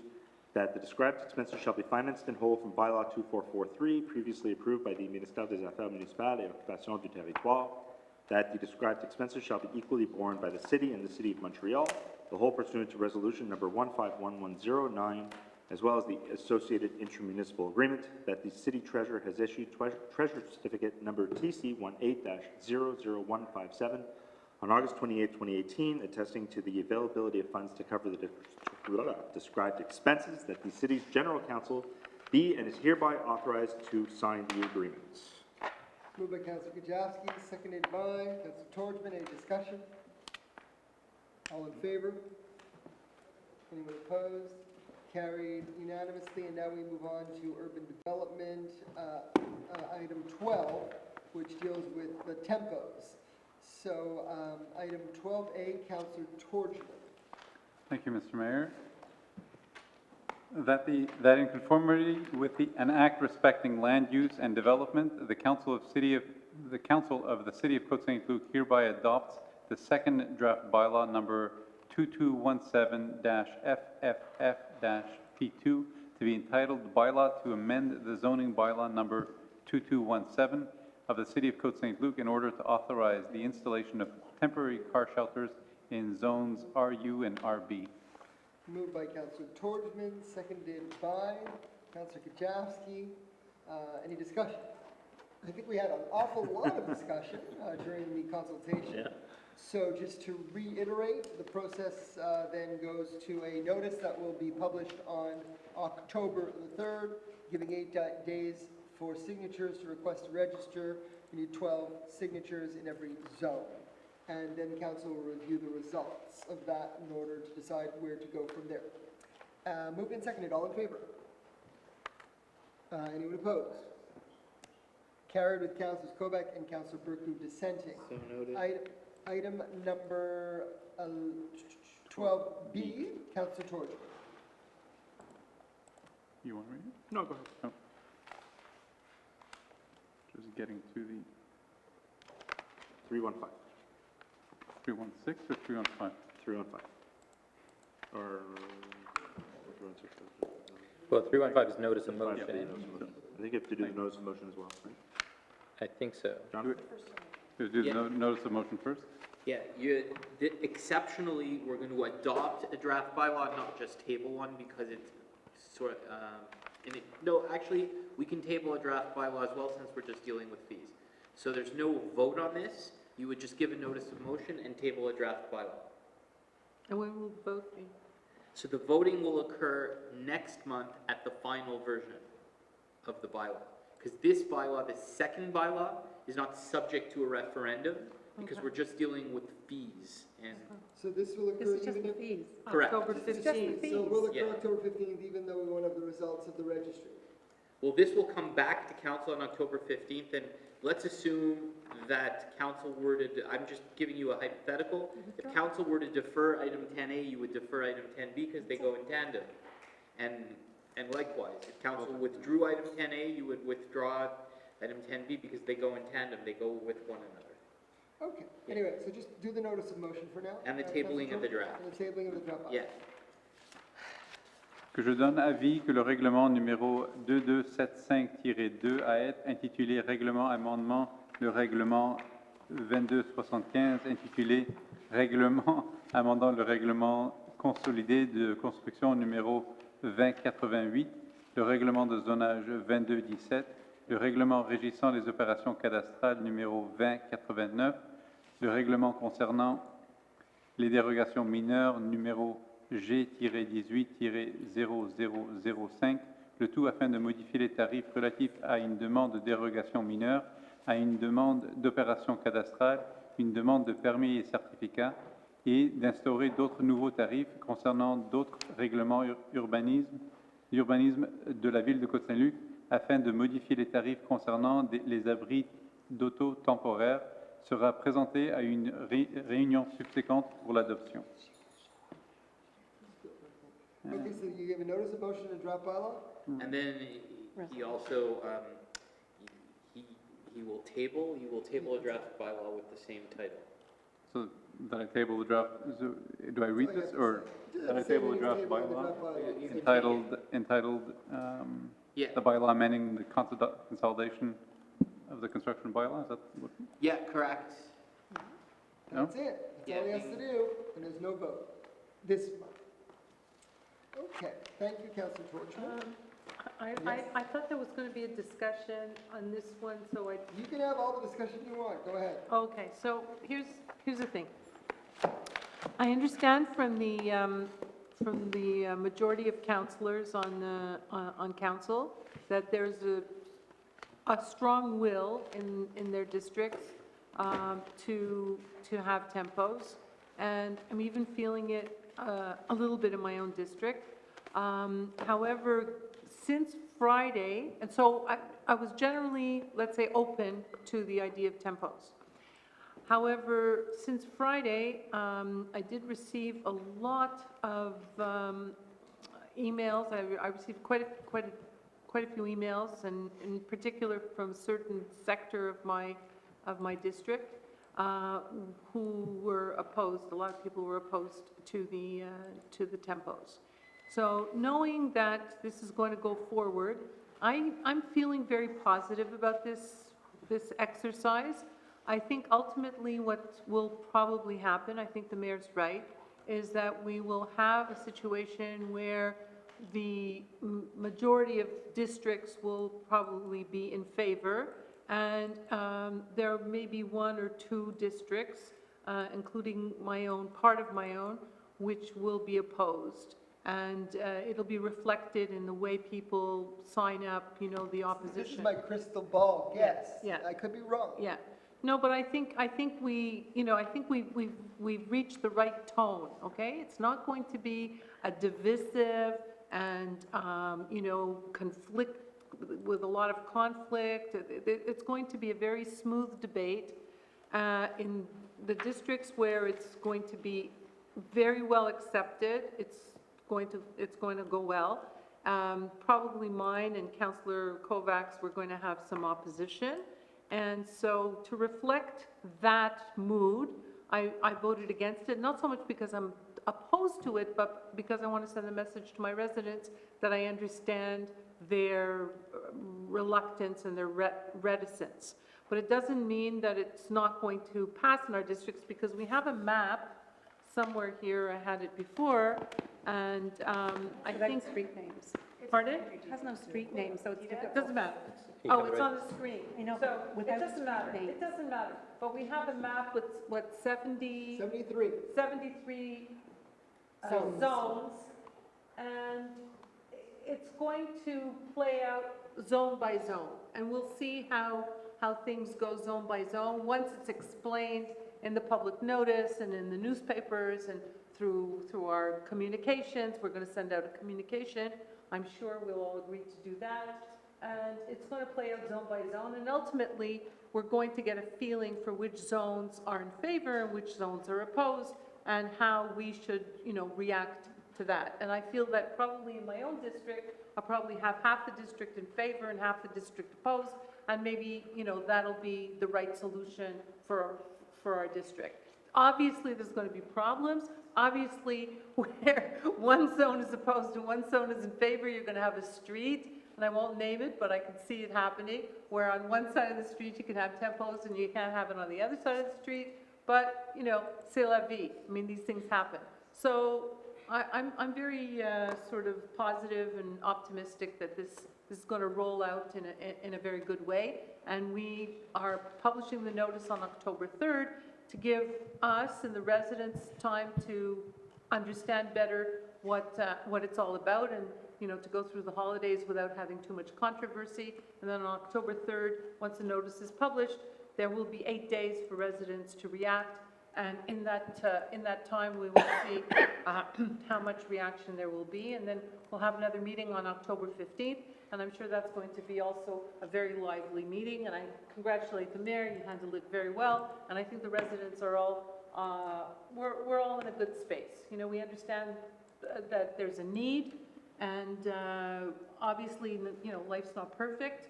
But, you know, we're going to be utilitarian, or we're going to be just, pardon? Aesthetic. So it's a balance. And we live in a beautiful city, and we want to keep it beautiful. So there you go.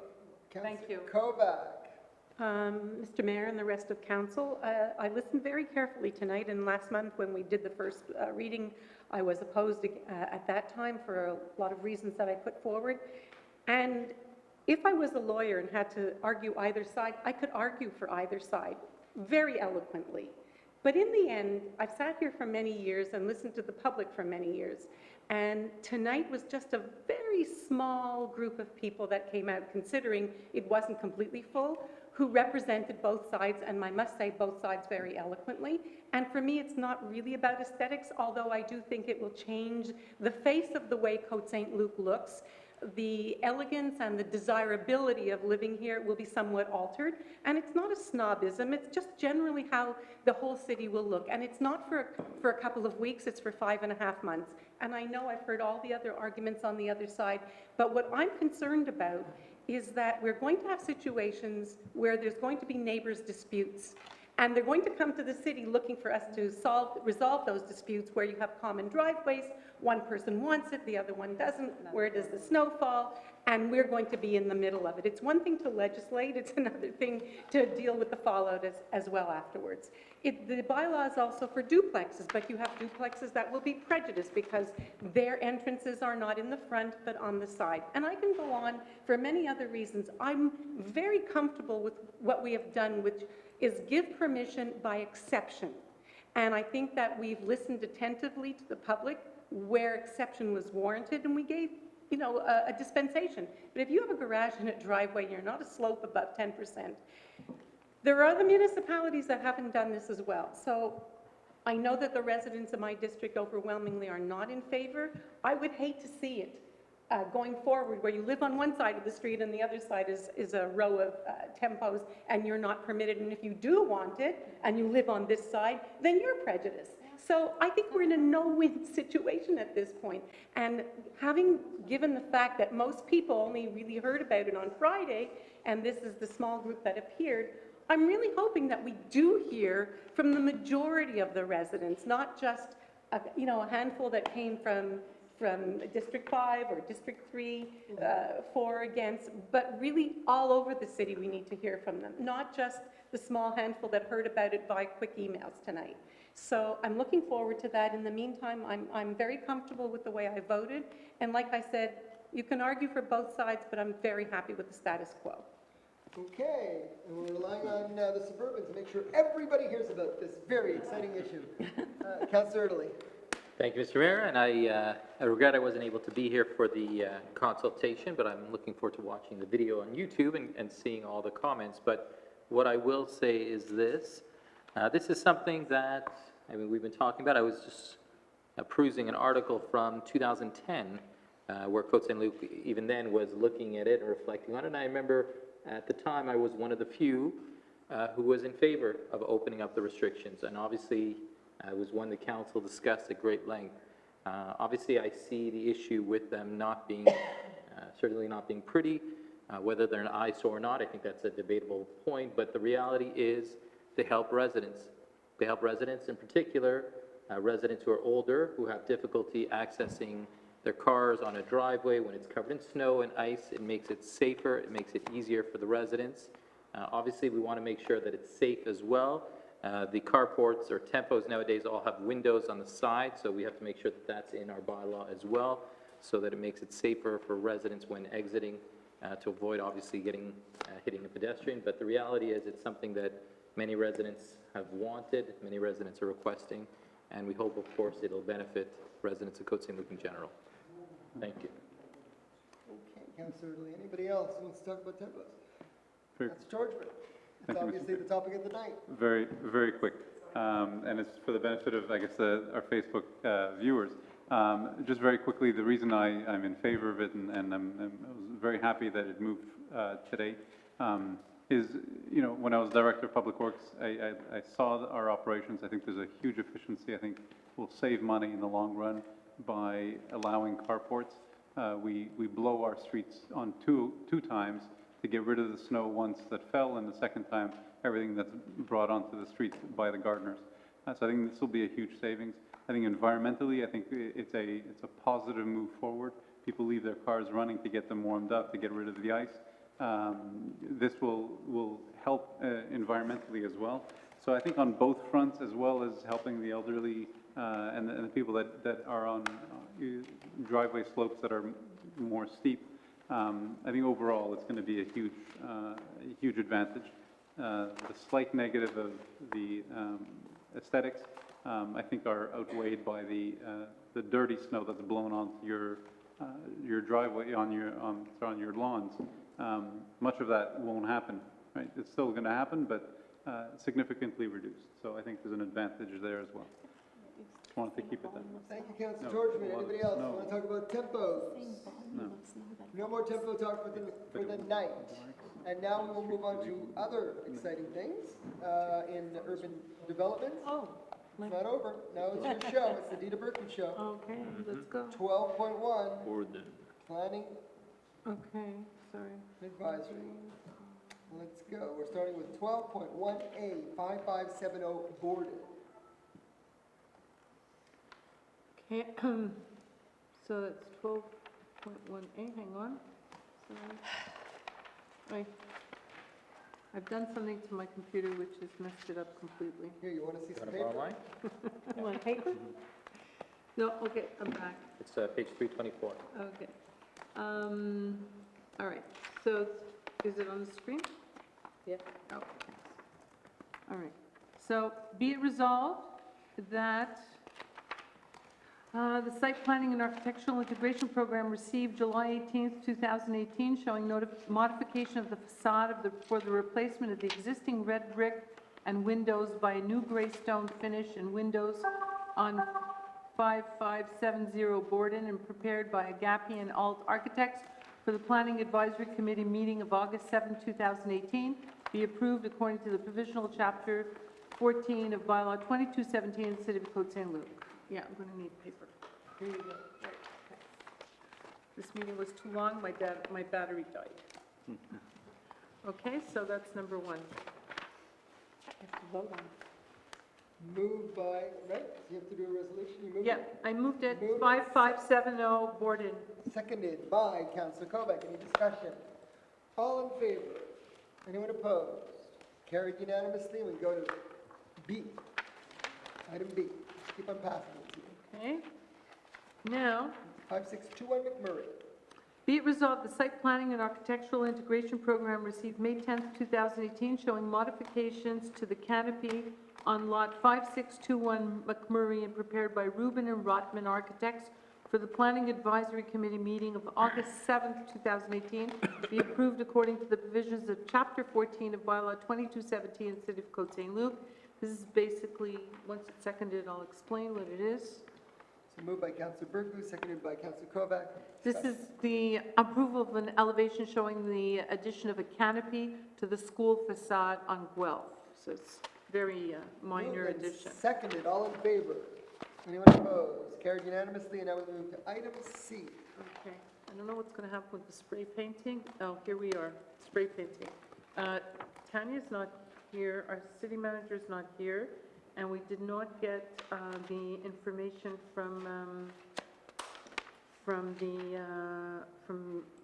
Minister of the Environment? No, from Mr. Senecal, who said that the agglomeration, here it says, the in-committee agreed to request to have someone from SIM and PAC, no, not that one.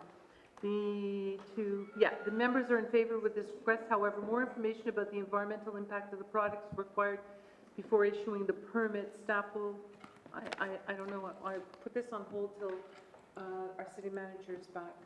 Item D. 12.1C is deferred. Till the end of this meeting, yeah.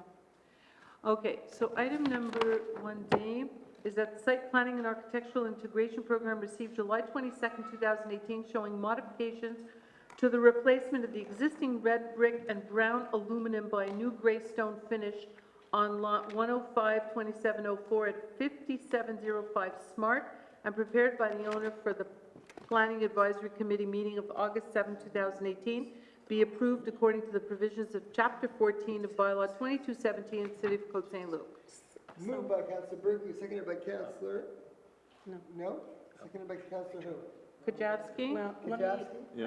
There's no permit given yet from the. No, we're not on that one. You That went was over it? deferred. No, it was deferred. You deferred it? For a Okay. second. So approval of, this is the approval of modification on the front facade, only of an existing single-family detached dwelling. Okay. Okay? No, this is not Rand. Smart. You got to go back to Smart. Smart. There you Smart. There. No. I don't think, 5705. Yeah, well, You don't have it? I don't think she has the picture. Okay, well, it's a very, 5705 Smart. it's, this is it. No, it's, that's 56. we have the picture here. It's a beautification project. The intention is to replace all the current red brick facade and brown aluminum with gray stone. And it's the house that has all the beautiful flowers and stuff. Yeah, we don't have a picture. Very Moved nice. and seconded. All in favor? Okay. Anyone opposed? Carried. And now you take the I next see one. they're Item E. doing the work. Okay. So now we are on item E. This is the so-called demolition, which is more like a major renovation. Councillor Burku, for item 12.1D, sorry, the mover and the seconder, you moved it? Councillor Kajowski was the Councillor second. Kajowski. Okay, thank you. Okay, so this is Rand. Now that we've approved the demolition, we have to approve the site plan. So the Site Planning and Architectural Integration Program received June 18th, 2018, showing the addition of a second floor and replacement of exterior material to an existing single-family detached dwelling on lot 105-2741 at 5750 Rand, and prepared by Mr. Gouzan, architect, for the Planning Advisory Committee meeting of June 12, 2018, be approved according to the provisions of Chapter 14 of Bylaw 2217 of the City of Côte Saint-Luc. Moved by Councillor Burku, seconded by Councillor Kovac. Any discussion? So this is basically an elevation and perspective showing the addition of a second floor and replacement of the external material to an existing single-family detached dwelling. The demolition was approved earlier this evening, and we're going to have to allow one minor exemption in a minute, but this is just the site plan for the project. Moved and seconded. All in favor? Anyone opposed? Passed with Councillor Erdely dissenting. Okay? So that's for The next Rand. item. Yeah, he's Okay. dissenting because of the minor exemption. Yes. All right. Because of the height. Right. And the seconder, sorry again, Kovac. Councillor Kovac. Okay. So, we're now in the IGA in Côte Saint-Luc Shopping Center. Be it resolved, the Site Planning and Architectural Integration Program received July 31st, 2018, showing modifications to the exterior of the IGA store for a new canopy and flashing on lot 105-4268 at 7001 to 7155 Côte Saint-Luc, and prepared by Neuf Architectes for the Planning Advisory Committee meeting of August 7, 2018, be approved according to the provisions of Chapter 14 of Bylaw 2217 of the City of Côte Saint-Luc. Moved by Councillor Burku, seconded by Councillor Kovac. Any discussion? Yeah, so this was approved by PAC and by council because it's the proposed exterior modification for the canopy and the flashings. It's just a beautification improvement. Moved and seconded. All in favor? Anyone opposed? Carried unanimously, and now we move on to the minor exemptions. Right. City Manager, you want to do that one first? Because City Manager Abramovich. Okay, so on the issue of 12.1C, which is the spray painting on, Smart, we had a discussion as to whether or not we were going to approve, subject to the approval of the Montreal Environment Division. And I think you recommended that we not do it subject to, that we wait to get the approval. Yep. So did we get the approval? We don't know. I know. Oh, he's there? I spoke to. Oh, you spoke to Charles? Yes, we Sorry. did not receive the permit yet. Okay. You want to double check that? No, just she asked just him. spoke, no, I she just just asked spoke to him. Charles. Oh, okay. So that's do you fine. still Okay. maintain that recommendation, City Manager? Yeah. You do? City Okay. first. All right. So it's deferred. Deferred, okay. Next. Minor exemptions. Yes. Here we go. I'll give you them all. Okay. So minor exemption, That's it. so this says we're back on Rand, 5750 Rand. That in accordance with provisions of bylaw G18-0005, the request for a minor exemption regarding the property located at 5750 Rand, being is hereby approved, the whole is more amply delineated hereunder. The request is to allow an existing single-family detached dwelling built with a one-car garage to have the construction of a second floor without having to provide a minimum of 2 interior parking spaces when having a total dwelling area of more than 1,800 square feet. And B, the height of the dwelling to be 27 feet 4 inches above the city sidewalk level for a small portion of the roof area, that is 10%, instead of the maximum permitted height of 26 feet 4 inches above the city sidewalk level. The whole notwithstanding the provisions of zoning bylaw 2217, Article 7-2-1A and 14-11-4. Okay, moved by Councillor Burku, seconded by Councillor Kovac. Any discussion? Yes, so Go ahead. this is again, we are approving the addition of the second story at this house on Rand and not obliging them to add an additional interior parking space, even though their occupation into the occupancy surface inside the house is going to be more than 1,800 square feet. And also for a small portion of the roof, that is 10% of the roof, which is not going to be visible from the street, we're allowing them to go 27.4 inches instead of 26.4 inches, which is one foot above the city sidewalk level. Moved and seconded, all in favor? Anyone opposed? Moved with, passed with Councillor Erdely dissenting, and now we move to item 13, Councillor Kovac. Thank you, Mr. Mayor. Be it resolved that council takes the following stance in view of any Aglo council meetings to be held in October 2018 as follows, is to authorize the mayor or his duly authorized replacement to make any decisions he deems necessary and in the best interest of the City of Côte Saint-Luc and its residents regarding the items on the agenda of the agglomeration council meetings to be held in October 2018 based on the information to be presented during those meetings. Moved by Councillor Kovac, seconded by Councillor Erdely. Any discussion? All in favor? Anyone opposed? Carried unanimously. And now we move to the 10:40 p.m. very, very short question period.